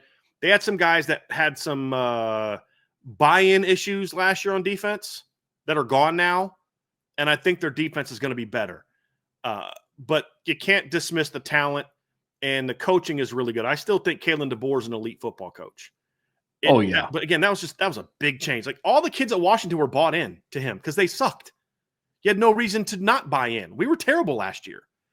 Replacing Nick Saban, you caught a lot of, yeah, well, this is how Coach Saban did it. Yeah, well, this is how Coach Saban did it. You could see it. You could see how Malachi Moore was reacting in games that he had no faith in the defensive staff and handled it very poorly. Well, those guys are gone now, and anyone that stayed is bought into what they're doing. Otherwise, they would leave. I just think we're going to see a big jump from Alabama this year. I do. And a quarterback that fits their offense, even one that's not as talented, is going to be important for them. I have Texas 4. I get the love fest with Texas. I think they're going to be very good as well. We're going to have an Arch Manning segment at some point in time this summer, Trev, because he is a very polarizing figure that you're seeing one of two extremes. There's either A, he's the number 1 draft pick. Come on, guys. Or B, he's not that good. If his last name wasn't Manning, he wouldn't even be starting. That's even dumber to the extreme. The truth is somewhere in the middle. He's a talented football player. I didn't think he was the number 1 player in the country coming out of high school, but I thought he was at least top 50. That's a pretty good football player. If his last name wasn't Manning, we would be excited about him, but we wouldn't be going over the top with it. That's forcing people to kind of overreact to it. My big holdup with Texas is not Arch Manning. I love their young skill talent. Getting C.J. Baxter back helps that backfield.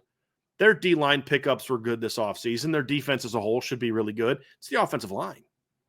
It's the offensive line, and it's the mentality that Steve Sarkisian goes to battle with. Yeah. They physically got whooped in the trenches against the better teams in their schedule. He's got to fix that. And I don't know that he knows how to fix that, Trev. I don't. There's nothing in his history as a football coach. They weren't physical at USC. They weren't physical at Washington. He's got to learn that you can scheme all you want, but when you play teams like Georgia and Ohio State and Notre Dame, and you can have all the scheme in the world that you want, but when they kick your freaking butt in the trenches, your scheme doesn't matter. Why was Notre Dame's defense not able to do to Ohio State what they did to other teams? Because their offensive line held up and the other teams did not. Why was Notre Dame able to beat Georgia and Texas wasn't? Why was Notre Dame's offense able to score just as many points against Georgia as Texas did? They got the special. Why? Well, their defense helped because they dominated, but then also Notre Dame could at least hold their own against Georgia. Georgia's D-line outplayed Notre Dame, but they didn't physically beat up Notre Dame. They were just better. Their players were more talented than Notre Dame's players in the offensive line, but Notre Dame battled with them. Texas didn't. And until he fixes that, they're always going to be a team that never is – they're going to be very good, but until he fixes that, they're going to not be good enough for me to say you're the best team in the country. You may have the best roster. That's debatable, but they may have it. But until they can fix that, I can't put them in the top 2 to 3. I just can't. Are they a Final Four team? Yeah, they've done it 2 years in a row. How do you not have them in the top 4? They've literally been a top 4 team each of the last 2 years. Yep. But until they can show me that, they're going to stay at 4. And Penn State, everything you said about Penn State, Penn State losing Tyler Warren hurts, but they're going to be much better at receiver this year, in my opinion. Get in Trevor Pena in the slot. You've got Hudson on the outside. You've got Ross outside. Watch those kids can all play. Are any of them studs? No. Like Pena was a system guy that's a good football player, man. Yep. Good slot player. I like the Ross kid. You watch him at Troy. He's a good football player. He's not Malachi Fields, but he's a good football player. The Hudson kid, go watch him against USC if you want to know what kind of player he is. Is he an elite dominant player? No, but they're all three just good football players. I promise you they're not getting shut out in a playoff game at receiver this year. They may not catch 15, but they're not catching 0. It'll be somewhere in between. Yeah. But you've got a veteran quarterback. I love their O-line. I love their D-line. Deni Dennis Sutton is going to be a stud this year. And if he wasn't under the shadow of Abdul Carter, people would have thought he was a star last year. Yeah. He's a really good football player. I mean, how many 6'6" DNs can drop into coverage and pick off Riley Leonard in the college football playoff? You know what I mean? Like, that guy's a dude. Their secondary has some question marks, and they have to show me they can make more plays at receiver. But man, they return a lot of talent. There's a reason why they're 3 at Notre Dame at 3 and Penn State or Notre Dame at 2 and Penn State at 3 didn't have a lot of guys get drafted. And it was because they didn't lack talent. They've got a lot coming back. I have Notre Dame number 2. I think you can make a case that Notre Dame has the best roster in college football coming back in all phases of the game. But you know my stance, Trev. You're number 1 until somebody beats you. And I know Ohio State lost a ton. They could fit in the Michigan 23, LSU 19 mold. But here's the difference between Ohio State and those teams. Ohio State's recruited way better than those teams. Yeah, they lose Ty Hamilton and Tyleek Williams. Well, a lot of teams would love to lose those guys and have Edric Houston ready to step into the starting lineup. You know, they lose Jack Sawyer and JT on the edge. Well, that's a bummer. A lot of teams would love to have Kenyatta Jackson as your next in line guy at that position. A lot of teams would struggle replacing a Cody Simon. Arvell Reese isn't going to miss a beat, in my opinion. You talked about their secondary and what they've got coming back. But I don't love the 2 portal pickups they got on the offensive line. They've got some tools, but they've got a lot to show me. But that was a problem area for them last year at times during the season as well. I think they can at least hold their own. I like Tyler Bowen as an offensive line coach. But the interior guys getting all that experience is going to be much better for them this year. Yeah. They may not be great at tackle. There's a chance they could be good at tackle if those portal kids can pan out. I've made my opinion known on them. Tools, but they got a lot to show me. But Luke Montgomery, Carson Hinsman, Tegra Tashabola, and then Austin Saraveld got a lot of playing time last year as rotation players. And then obviously with Carson stepping in with injuries at both guard and center. That's a talented group of players that I think are going to be really solid this year. And their running back room is not going to be as good as it was last year, but it's still good. I mean, James Peoples is a good running back. CJ Donaldson's a hammer. Doesn't have the explosiveness that last year's kids have, but he's a hammer. But man, that receiving core is going to be special. I mean, it is going to be really, really special. And they just need their quarterback to get the ball where it needs to get to. I like Max Claret, tight end. That was a really nice pickup at tight end. Yep. So that's a good pass catcher for him. Like, there's nobody in the country with better pass catchers than Ohio State. And I don't think that it's close. No. I really don't think that it's close. And so Julian Sayin doesn't have to come out there and throw the ball 40 times a game and just go through your reads and get the ball where it's supposed to go. It's not that hard. Here's the deal. Number 4's never covered. Even if he's covered, he's not covered. You know what I mean? Like, you get to a pinch. Cardinal Tate's going to be a breakout player this year. I love Brandon Ennis as a complementary weapon. Their depth there. I still got to go with them at number 1. Notre Dame, I didn't have number 2 in my last ranking, I don't think. But actually, I think I did. I'm more solidified now in that now because at the end of the day, Trev, the D-line was a question mark for me. I feel very good about where that is now. There were no steps back at other positions, and now we know who the quarterback is going to be for the most part. I think we know who the quarterback is going to be. There will be a battle in the fall, and the reason that I don't even care to discuss that in this particular show is because I think it's going to be CJ Carr, and I think he's going to be really good. But if CJ Carr's not the starter, it's not going to be because CJ Carr choked in the fall.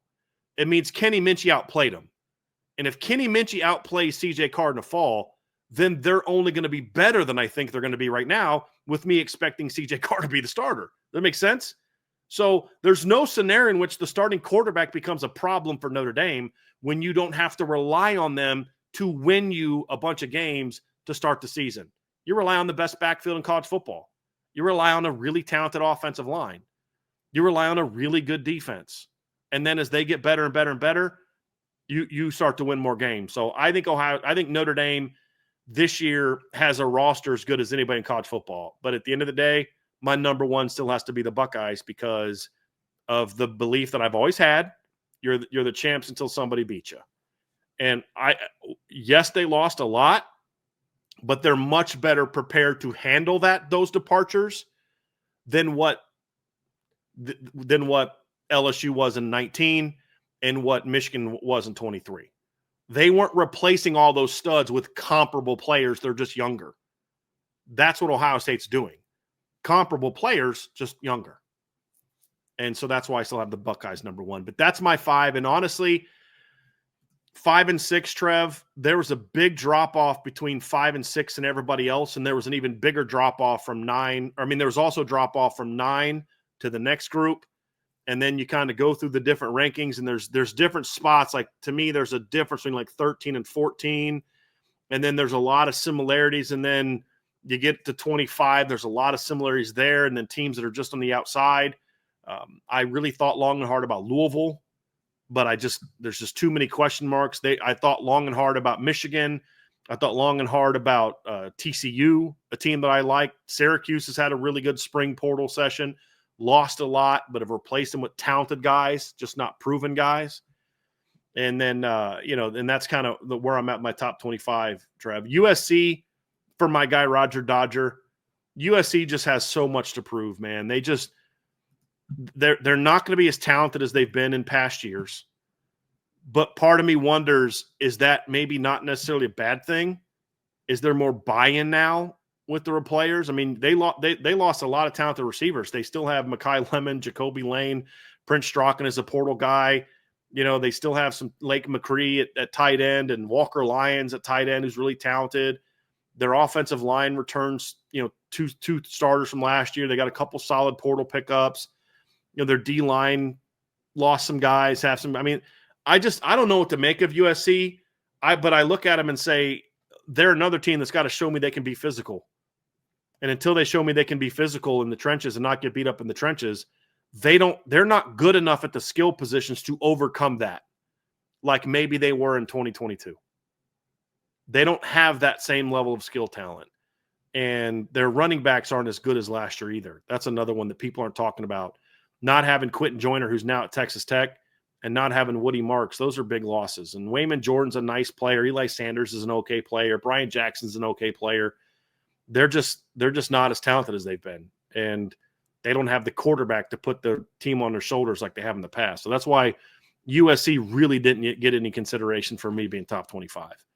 But that's where I'm at for those guys. Yeah, my hesitation with USC comes down to Lincoln Riley.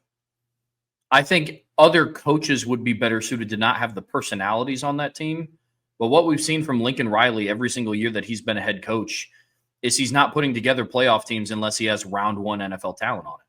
Look at all of his years at Oklahoma.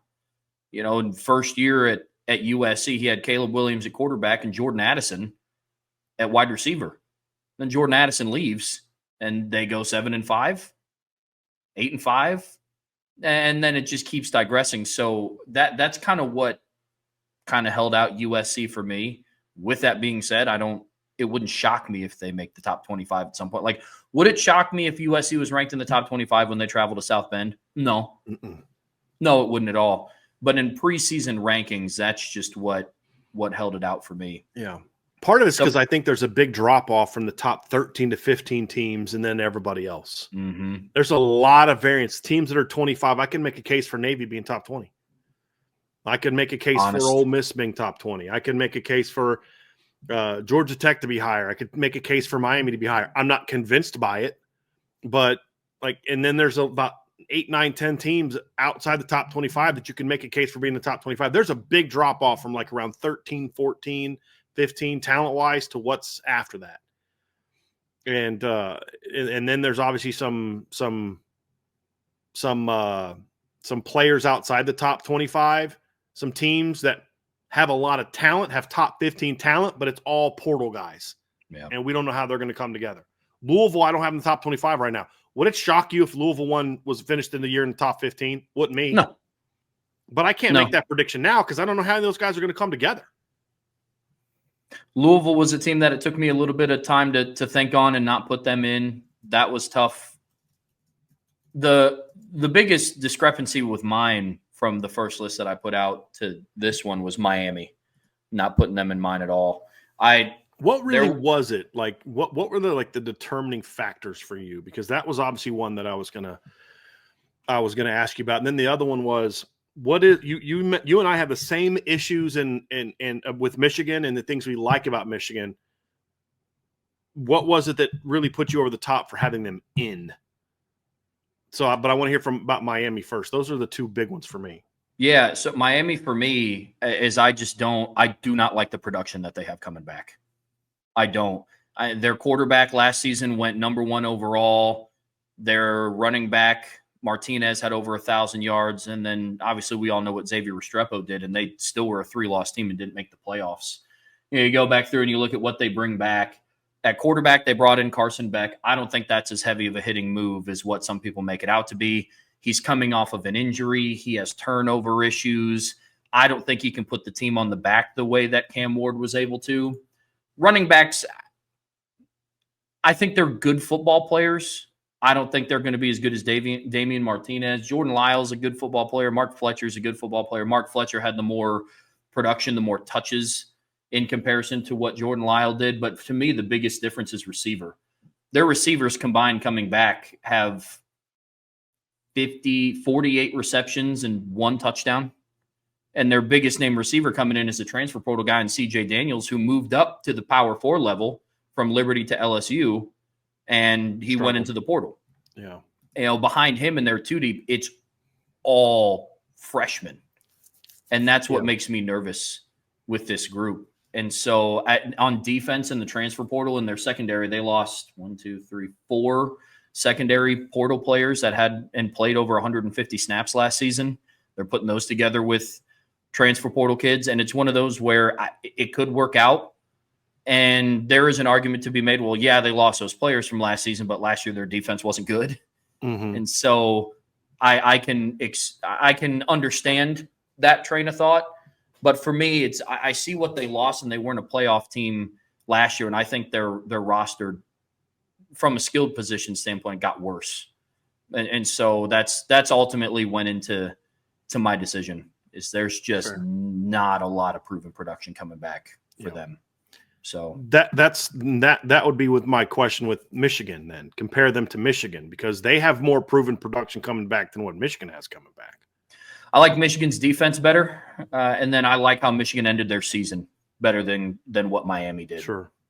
And so that was literally the difference between mine. I was going back and forth of not putting Michigan in mine, and then just the way that the list kind of formulated itself out. That's where I ended up with them. Michigan's one of those teams where I don't put them in my top 25 with a lot of conviction. Wouldn't surprise me if they kind of had a repeat season. Like maybe repeat as in record looks the same, but I don't think their games look as ugly. Yeah. Yeah, I get that. So I just have a hard time with the offensive line not being get that. not like that's to me ultimately the biggest difference between Miami and Michigan is for all the things you said about Miami skill players, they're still better than what Michigan has. Sure. Pass game wise. I love Justice Haynes at running back.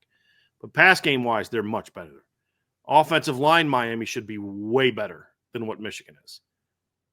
And then Miami still has a really good defensive line coming back. It's the back seven that's more of a question mark. So that was really what separated the two for me because we had a little bit of this conversation between them before. That's really what it comes down to. Oh, yeah. And I get that completely. For me, it also comes down to the head coaches. Miami doesn't have a lot of proven skilled talent, but is Mario Cristobal going to be like, look, we're pretty good on the offensive line and we have some decent running backs in the backfield? Is Miami going to do more to try to establish a run, or is he going to try to repeat and kind of fall into, well, hey, we have Carson Beck, let's throw it all over the yard because Carson Beck was this and he was this rated recruit? Whereas will Sharon Moore just kind of be like, the identity of Michigan is playing good defense and running the football. And so who plays more into the strength of their team? That's also a question mark for me moving forward. And I don't know if it's Sharon Moore or Mario Cristobal because I trust both of them kind of the same. Mm-hmm. So it's tough. Yeah, it's tough because I definitely agree with Miami skilled players being better, but I could see Mario Cristobal trying to lean more into that because he has Carson Beck. Instead of so you're saying he may fall victim to the same thing that Kirby Smart fell victim to really last season, which is putting too much on Carson Beck instead of saying, dude, you got a really good O-line and some really good running backs, lean on them. Yeah. Yeah, I get that. I get that. Did you have any like big question marks or big concerns and things like that about mine or questions about teams that I had? Or who I did or didn't have in the top 25? Because we didn't have a whole lot of differences, and we talked about Michigan and Miami already. Yeah. The only questions that I had were the ones that we are on the same page. It was just the teams that you had left out of your top 25. Talked about Michigan. We're on the same page with Louisville. This is more big picture college football, but do you kind of see Illinois moving up into that Iowa territory of they're always good. You never want to play them really. They're always going to be good for 8 to 9 wins, possibly 10, but they're never going to compete for the Big Ten championship. I don't know.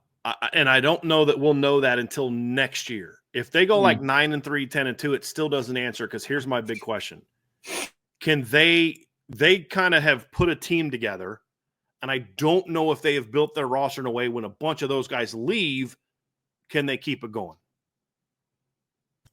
Totally. Yeah. I get that. And then the last question I had for you was just out of your post-spring top 25, who out of that do you see as being your biggest droppers on the list? Like you start projecting of how the season might play out. It's like, we look back to May 1st. And it's like, ooh, wow, can't believe they were that high. I mean, Indiana is a team that with a tougher schedule, I could see not being top 10.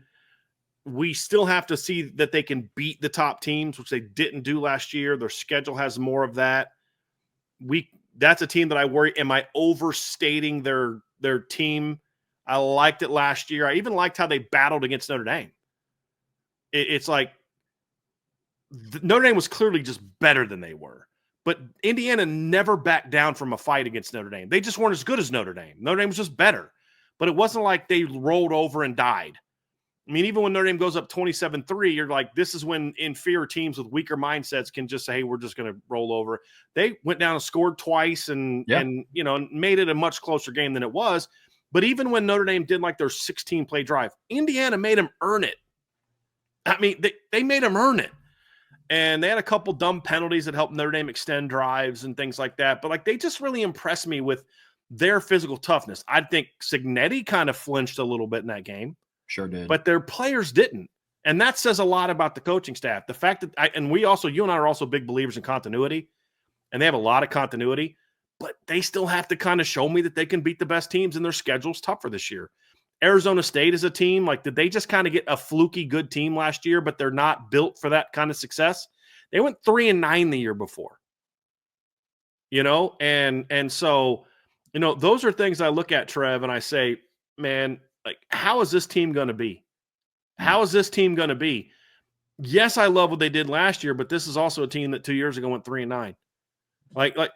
So a lot of those teams that had those kind of those 1-year wonders, those are the ones I have the most concern about repeating what they did. And honestly, like Iowa State's a team for me that I just flat out dropped out of the top 25. Because I don't think they were that good last year. I think they had some fluky stuff. And then they lost 2,000-yard receivers. Like Arizona State lost a couple really good players, but for the most part, they got everybody coming back. Iowa State lost a lot more talent, and we saw the difference in those two teams when they played on the big stage. So could Arizona State fall back? Yeah, I could see Arizona State and Indiana falling behind LSU and Illinois or Florida or South Carolina if they can put it all together. Iowa's another team that I'm like, I have them in the top 25, but I could just kind of see them just continuing to fall further and further behind. I'm predicting a bounce back year for them, but maybe they just last year was the beginning of a descent.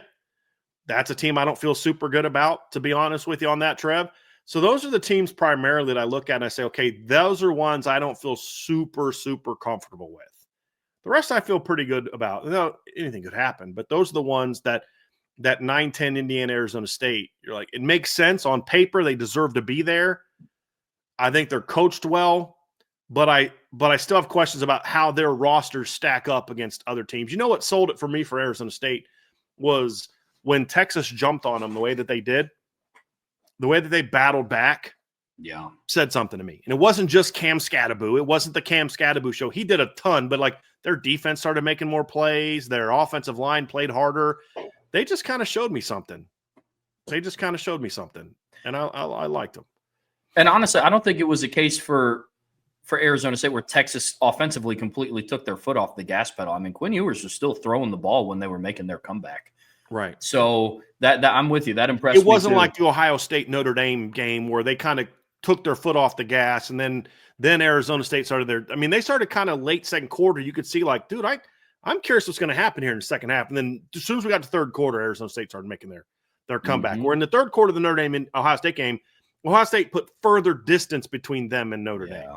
Yeah. That's not how how that game to me played out for Arizona State and Texas. So, but again, was it fluky? Did everything go right for them? That's a question mark I have for both Indiana and Arizona State, but I didn't feel it was fair to have that doubt because of what they did show us last year and then what they have coming back from those teams. And Indiana was with a new coach last year, and Arizona State was going into year 2 of a new coach. It's unfair for me to say, well, he's going to be what he was in year 1 when he was replacing a disaster of a situation. Yeah. So those are things that I look at and I feel like, boy, I really wonder that one. I really question that one. And those are things. Trev, do you have anybody? BYU's always one because you never know with them. They have been a bit of an up and down team, but I really like how they played last year. They were competitive. They were tough. I like that football team, but all those Big 12 teams, Trev, you just never know. Yep. You never know what they're going to do. Was there anybody for you that you're like, dude, I may look back on this one and be like, yeah, I don't know if that's going to make a lot of sense. Yeah, I have a couple. So I put South Carolina at 12th. It would not surprise me at all if that doesn't play out to fruition because I think they are one of the teams. They ended with 6 consecutive wins to end 2024, but it was just were they one of the teams until the bowl game? Yep. Or are they one of the teams that just kind of caught lightning in a bottle and just kind of ran with it for a little bit at the end of the regular season? They're one of them for me. They had no business beating Clemson. That game to me was more about Clemson than it was South Carolina. Agreed. And then another team for me, which it's tough to say too, because I am high on them, especially on paper, but I know I said the jury's still out on Marcel Reed. But if they can't figure out some sort of offensive rhythm with them, I don't think they drop out, but I had them ranked relatively high. I could see them being another bottom top 25 team if they can't get that figured out. Because if they get to the point where it's like, yeah, Marcel Reed's just not the guy, who do you have behind him? And so and what Texas A&M showed last year is like they're willing to just pull the trigger on yanking QBs. Yeah. So the reason that I am not as worried about them falling off is because I do think what Colin Klein wants to do offensively does fit Marcel Reed. Sure. And I don't know that they're going to ask him to carry the team as much as they did last year. And they're going to be able to build around more of a dual threat quarterback, where Connor Wegman was a pocket quarterback who was athletic enough to run. He was not a dual threat quarterback. The whole offseason was built around Connor Wegman. Yeah. Now they're going to build around Marcel Reed, and I think that's just more in his wheelhouse. It's kind of how I feel about Notre Dame. Look, Mike Denbrock has had success with athletic quarterbacks, but he's never had a quarterback like Riley Leonard, where the run game was built around him and the offense was built around him in a way where his legs were the primary force. Jaden Daniels was a thrower who could run. Yeah. It was a very different offense. And same thing with some of the guys he had at Notre Dame. And the closest he had was Malik Zaire, and he only had that for a game and a half. Yeah. In 2015. I think this is more of his style of what he's going to be comfortable with, is where Notre Dame is transitioning to. And I feel that way about Texas A&M as well. Sure. And I'm not a huge Marcel Reed fan. I don't think he needs to be a Heisman Trophy contender. They're going to the holdup for me is who's their big play weapon. And I don't mean a guy that can catch the ball and make plays after the catch.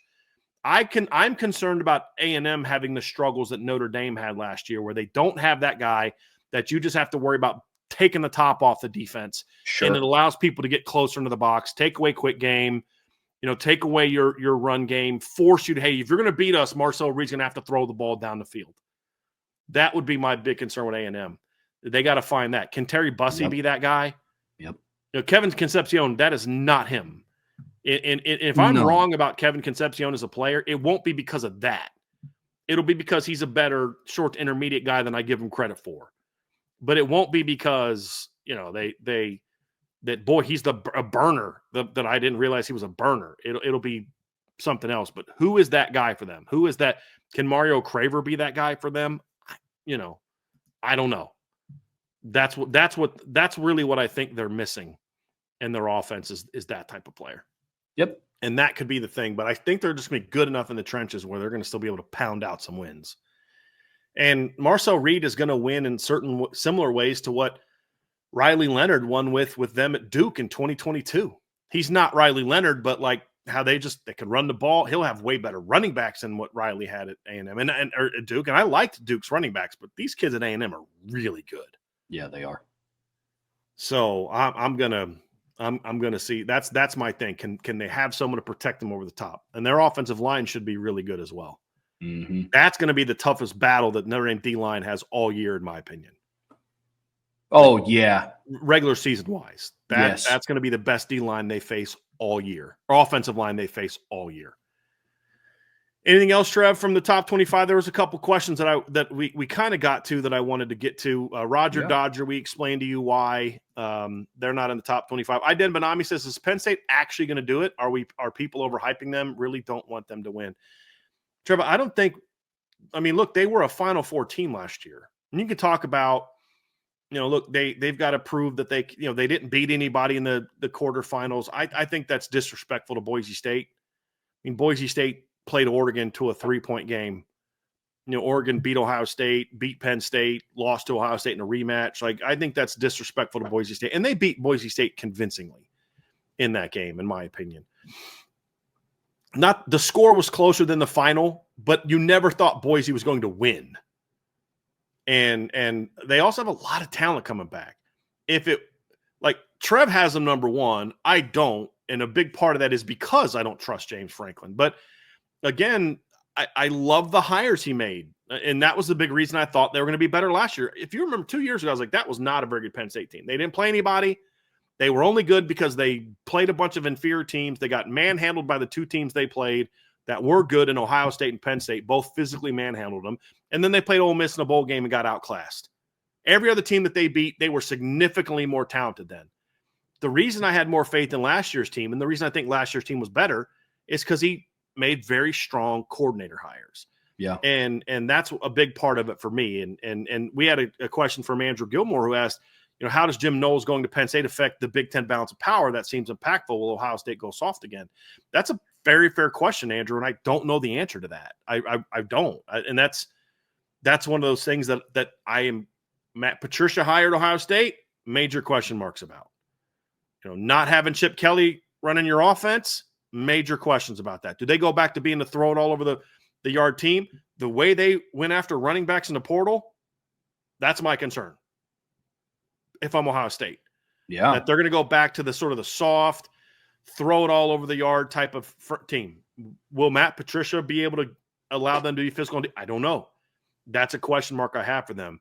Jim Knowles going to Penn State is another reason why I think Penn State's going to be good, because they have veteran players that can absorb his defense well. And I love Andy Kotelnicki at Penn State. And now you're going into year 2 of his system. I think they're going to – and he's got better weapons on the perimeter to throw to, not just a tight end. I think that's a big reason why I think they're going to be better, and why, talk about your balance of power. It could be the reason, Andrew. I still get nervous putting too much expectation for that on James Franklin. Agreed. But again, part of your job is to hire good people around you, and that's what he did. Well, that's my whole thing. I think a lot of people's grievance with Penn State is the fact that James Franklin is the head coach. If I take that away and I say, hey, there's a team in college football this year that returns 2 1,000-yard rushers, had a good portal session at wide receiver, returns 4 of their 5 offensive linemen, returns a third-year starter, going into his third-year starter at starting quarterback, retains most of their impact players on defense outside of Abdul Carter, and they just got a defensive coordinator that is coming off of a national championship that had the #1 defense in college football last year in a lot of different statistical categories. But, dude, they're going to be your #1. Well, it's Penn State. It's like, James Franklin sucks. They can't be #1. There is truth to that. I understand that. But if James Franklin can find a way to lean into his coordinators the same way that Ryan Day leaned into Chip Kelly and Jim Knowles, I think they're going to be really successful, because up until Ohio State went on that playoff run, people are like what's up with Ryan Day? He's beaten Michigan once. Ohio State's going on the streak of not playing for a Big Ten championship, and they make it to the playoffs in most years, but then they lose in the first round, or the first time they get into the playoffs. And so that's something I'm going to be keeping an eye on Penn State. Would it all shock me if they don't win it at all? No, that wouldn't shock me at all, because I think the team that I have ranked 2nd has a really good shot at doing that. I think the teams that I have ranked 3rd and 4th do. But what they have coming back on paper, it's really good, man. It's really good. I want to respond to something from Detroit Hunter. He says, how can Penn State be #1 when they don't have a single proven wide receiver? I think, Trevor, you're going to have a tougher task responding to that one than I will.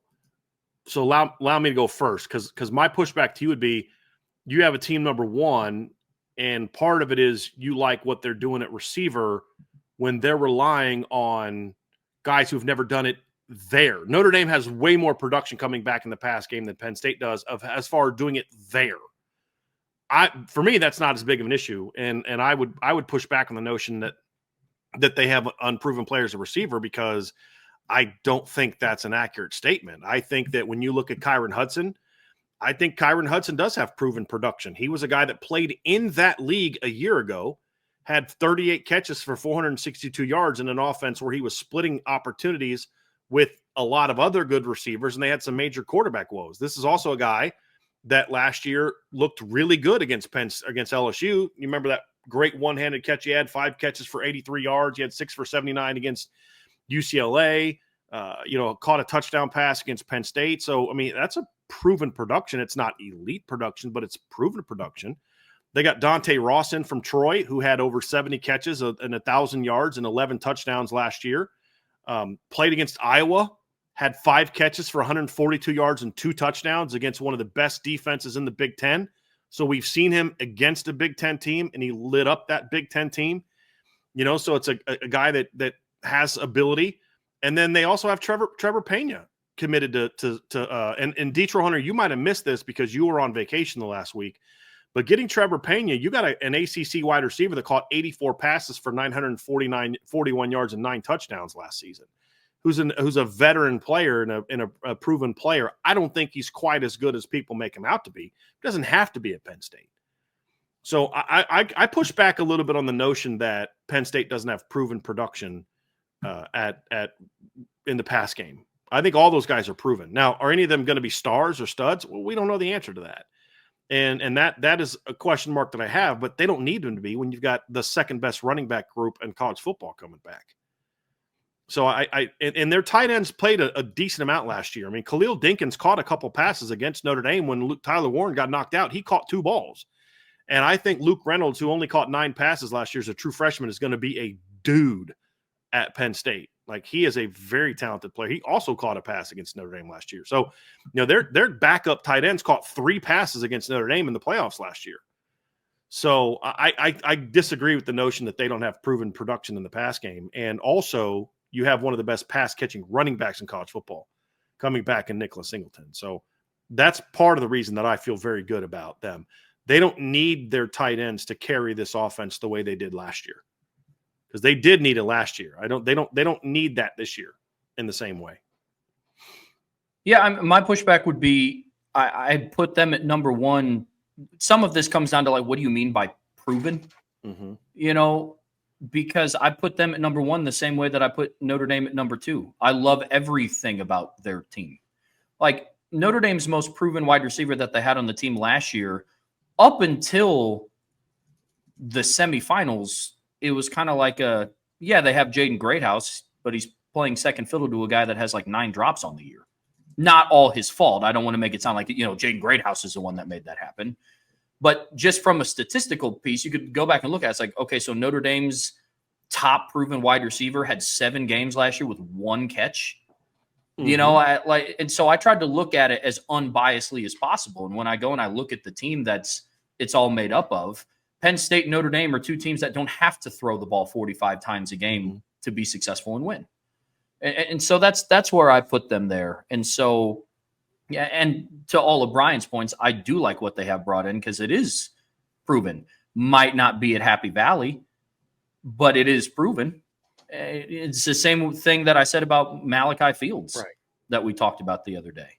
And so when we put these lists together, like we said at the start, I did my best to try to not do the whole, well, I got to see it first.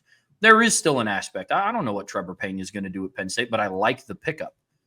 I don't know what Malachi Fields is going to do. He has yet to put on a golden helmet, but I'm confident that he's going to be good. And so that's in the same light. Notre Dame doesn't need Malachi Fields. It'd be great if he did, but Notre Dame doesn't need Malachi Fields to go for 87 catches for 1,300 yards and 18 touchdowns. In the same light that Penn State doesn't need Trevor Payne to do that. Right. And so that's where I have it. I do understand the reservations that people have with Penn State. I absolutely do.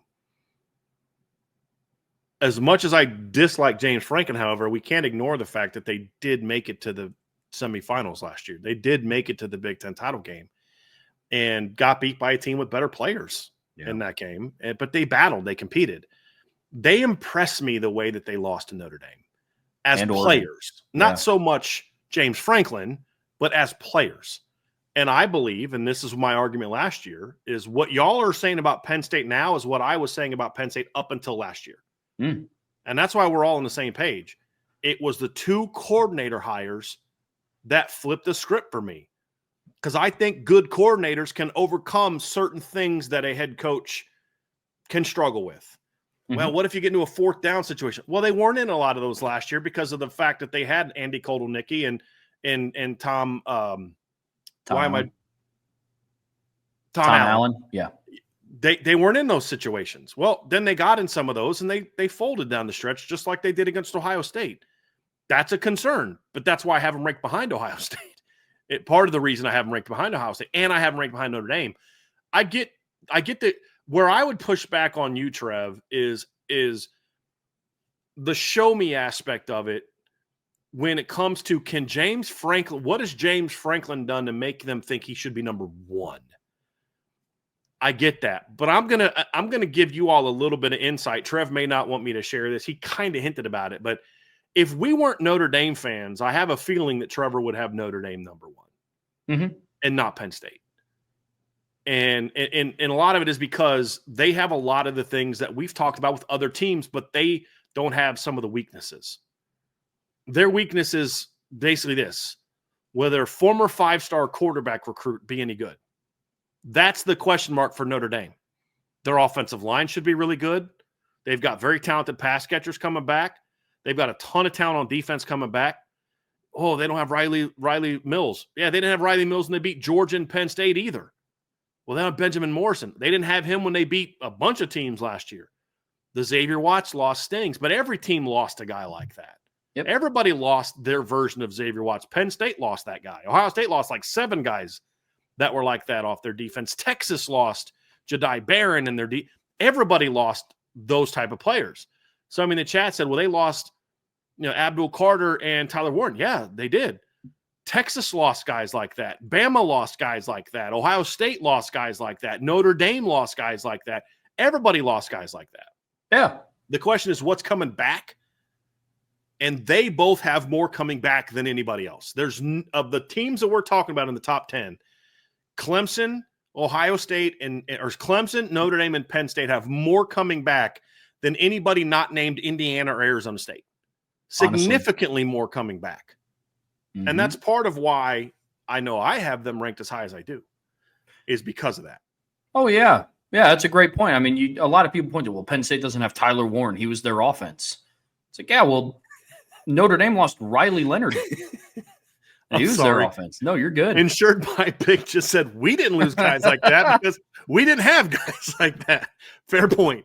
Every team that had guys like that lost guys like that. Very well played. Touche. Yeah. Andrew Dimore also asked, did the Penn State OC get too cute? No, I mean, that's who he is, though, right? I mean, you kind of you live or die by that. That's kind of who he is. Do I think he outsmarted himself at times? Yeah, but that's who he is. And it's kind of like a quarterback that turns the ball over. It's like he's like the Deshaun Watson of OCs.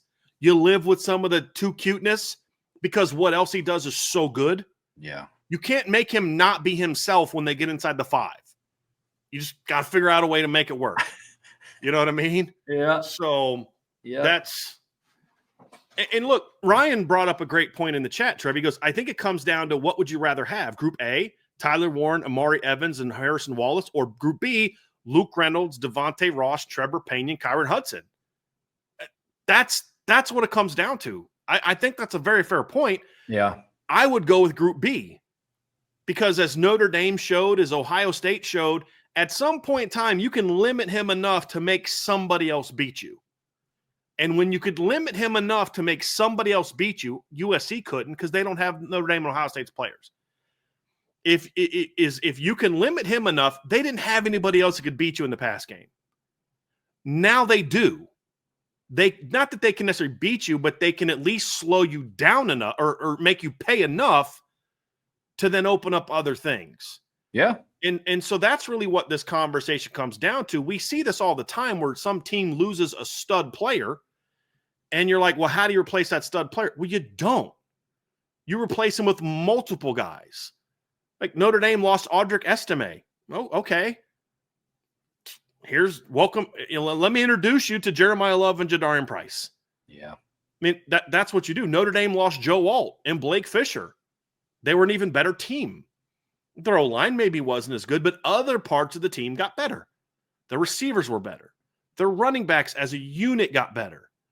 Their defense got better. So if it came down to the success of the team is going to be whether or not Luke Reynolds can replace Tyler Warren and whether or not whoever's going to step in at the end can replace Abdul Carter, and that was it, then of course they're not going to be as good. But that's not how football works. Sure. Because I expect Drew Aller to be better. Their running backs are going to be very good. Their receiving core is better. Their O-line is going to be better. I expect their defense is still going to be really good. Their secondary is a bit of a question mark for me, but I like A.J. Harris. I like the Wheatley kid coming back. Jalen Lane is a kid that I loved. DeJuan Lane's a kid I loved coming out of high school that played a lot last year for them. It's going to now be a starter. It's like with Notre Dame when they lost the dudes they lost last year. Joe Alt's top 5 pick. Blake Fisher gets picked high. They lost Cam Hart. They lost Audric Estime. They lost J.D. Bertrand. Maris Leaf out. very good football players. What do? Just replaced them with guys that were just as good and in some cases better. And that's how Penn State is recruited, because that's a thing that we got to forget is they've recruited very well in recent years. Oh, yeah. But, Andrew, I think your question about getting too cute is a fair one. I just look at it and say, sometimes you just got to live with that. Just like when an OC is like just really like by the book and that works, but you're just going to have to understand there's going to be some game where you're going to get into a shootout and he's not capable of getting – it's just part of the deal. There aren't many guys that are just good at – they're good at this, but then when they get a situation, that's just – a lot of guys aren't like that. Mm-hmm. So I get the Penn State pushback. I even get some of the Clemson pushback as well. I do. Sure. I just look at Clemson and I'm like, dude, I watched them late in seasons, and like if they can get out of their way coaching staff wise, they're going to be better. And you know what we didn't talk about during Clemson? I can't speak enough about how important it was for him to move on from Wes Goodwin and replace him with Tom Allen. Yep. Didn't even talk about that. That's the second biggest coaching acquisition of the offseason behind Ryan Grubb at Alabama. Getting Jim Knowles was a great hire for Penn State, but it's kind of like you replaced a really good D coordinator with another really good D coordinator. Clemson replaced a very average defensive coordinator with a really good defensive coordinator. Yeah. And a good recruiter. And that's huge because they underachieved big time on defense last year from their talent level. Now you're replacing with a better coach. Yeah. I think that's incredibly important for Clemson. That's a big factor for me. And they had so many young players that just were dudes last year, freshmen and sophomores. And they're a lot like Notre Dame. I mean, a lot of things that I'm saying about Notre Dame, I can't apply to Notre Dame and then not apply them to Clemson. That would make me a homer. Part of what excites me about Notre Dame is you had all these freshmen and sophomores that were impactful players. Well, now they're the heart and soul of the team as sophomores and juniors. That's true of Clemson as well. All those stud freshmen and sophomores they had last year are now the heart and soul of the team as stud sophomores and juniors. And so I have to apply it fairly and accurately. And I can't say, well, this means something for Notre Dame, but I'm not going to apply the same standard to Clemson. And do I think some of the Clemson players individually are getting a little too much hype? No. But draft analysts that I respect and know, and I'm not talking about Ryan because I haven't seen his way too early mock draft, but like Jordan Reed is someone who I do respect. He's got like 3 or 4 Clemson defensive players, and he's got Klubnik number 1, which I don't agree with, but he's not pulling it out of his you-know-what. But he's got 3 Clemson defensive players in his first round. That's not because he's just buying hype he's looking at film. If you know Jordan Reed, you know he's looking at film. He's basing it off film. He may be wrong, but that's what people see, and the talent is there. And so I that's why I like Clemson, and they just honestly they choked in some big games last year. And a big part of that is they were always outclassed coaching wise on the defensive side of the ball. Yep. And now they're not going to be. That's what it boils down to for me. Agreed. So, that was, to your point about coordinators, that's what kept Louisville out for me, is them bringing back Ron English. Yes, that's a great point. And that's what we didn't like about them the last time we talked about it. And it's still a concern for me now. That's honestly part of the reason that I have USC as a team that I'm, I don't want to have them in the top 25, but I could see Danton Lynn in year 2 getting a lot more out of that defense. Even though the talent's not as good, they may be better because I think he's a good coach and they're now going into year 2. Yep. I think the coaching part of this is going to matter so much more now. Who are the coaches that can actually bring a portal roster together and get it going in the same direction? In the next couple of years, we're going to have a lot more data to point to the teams that are able to consistently do that. And I can't wait for that. That's going to be a lot of fun. So I believe that's all the questions that we had that were specific to just this conversation. I'm just going through it right now. There's a couple super chats, but those are going to be more for like the mailbag portion of the show. But here's a really important one here. I want to bring up this super chat from Matt 2011 GT. He goes, maybe if A&M were in a transcontinental series, they would be rated higher. That is a perfect level of pettiness, Matt, that I just have to respect. I absolutely have to respect. And I also have to say, Trev, I gained some respect for you yesterday because you took that like a champ. Thanks. You took it like a champ. Yeah. I said to Trev, when you do as many shows as we do and you talk for as long as we talk, you're going to have moments like that. You just take it and have some fun with it. You took it a lot better than I would have taken it. I might have got a little pissed. Like, you guys know what I meant. Yeah, I went like back and I watched the part where I said it. And the second I said it, I was like, that's not correct. You could see his face. And he's like, no, that doesn't sound right. Like nope. I was like, the biggest transcontinental rivalry. Like, Wait, no, right? Wait, hold on a second. No, that's not right. And then I countered it and I said it had something to do with trains. So we just, man, I was like, look, man, I was like, that's just, yeah, I appreciate that, Matt. But hey, your faux pas yesterday made us some money. So there you go. We got a super chat about it. So I appreciate it. Trev, why don't you transition us out of the top 25 conversation and get us into talking about the Notre Dame freshman class? Yeah, you got it. There's still some incoming players that Notre Dame has added to their roster this upcoming summer, and we're getting ready and geared up to talk about that. But listen, folks, before we get there, please be sure to hit that like button, hit that subscribe button, hit that notification bell, share this podcast. But as always, the best way to support what we do here is subscribe to the premium message boards at boards.irishbreakdown.com.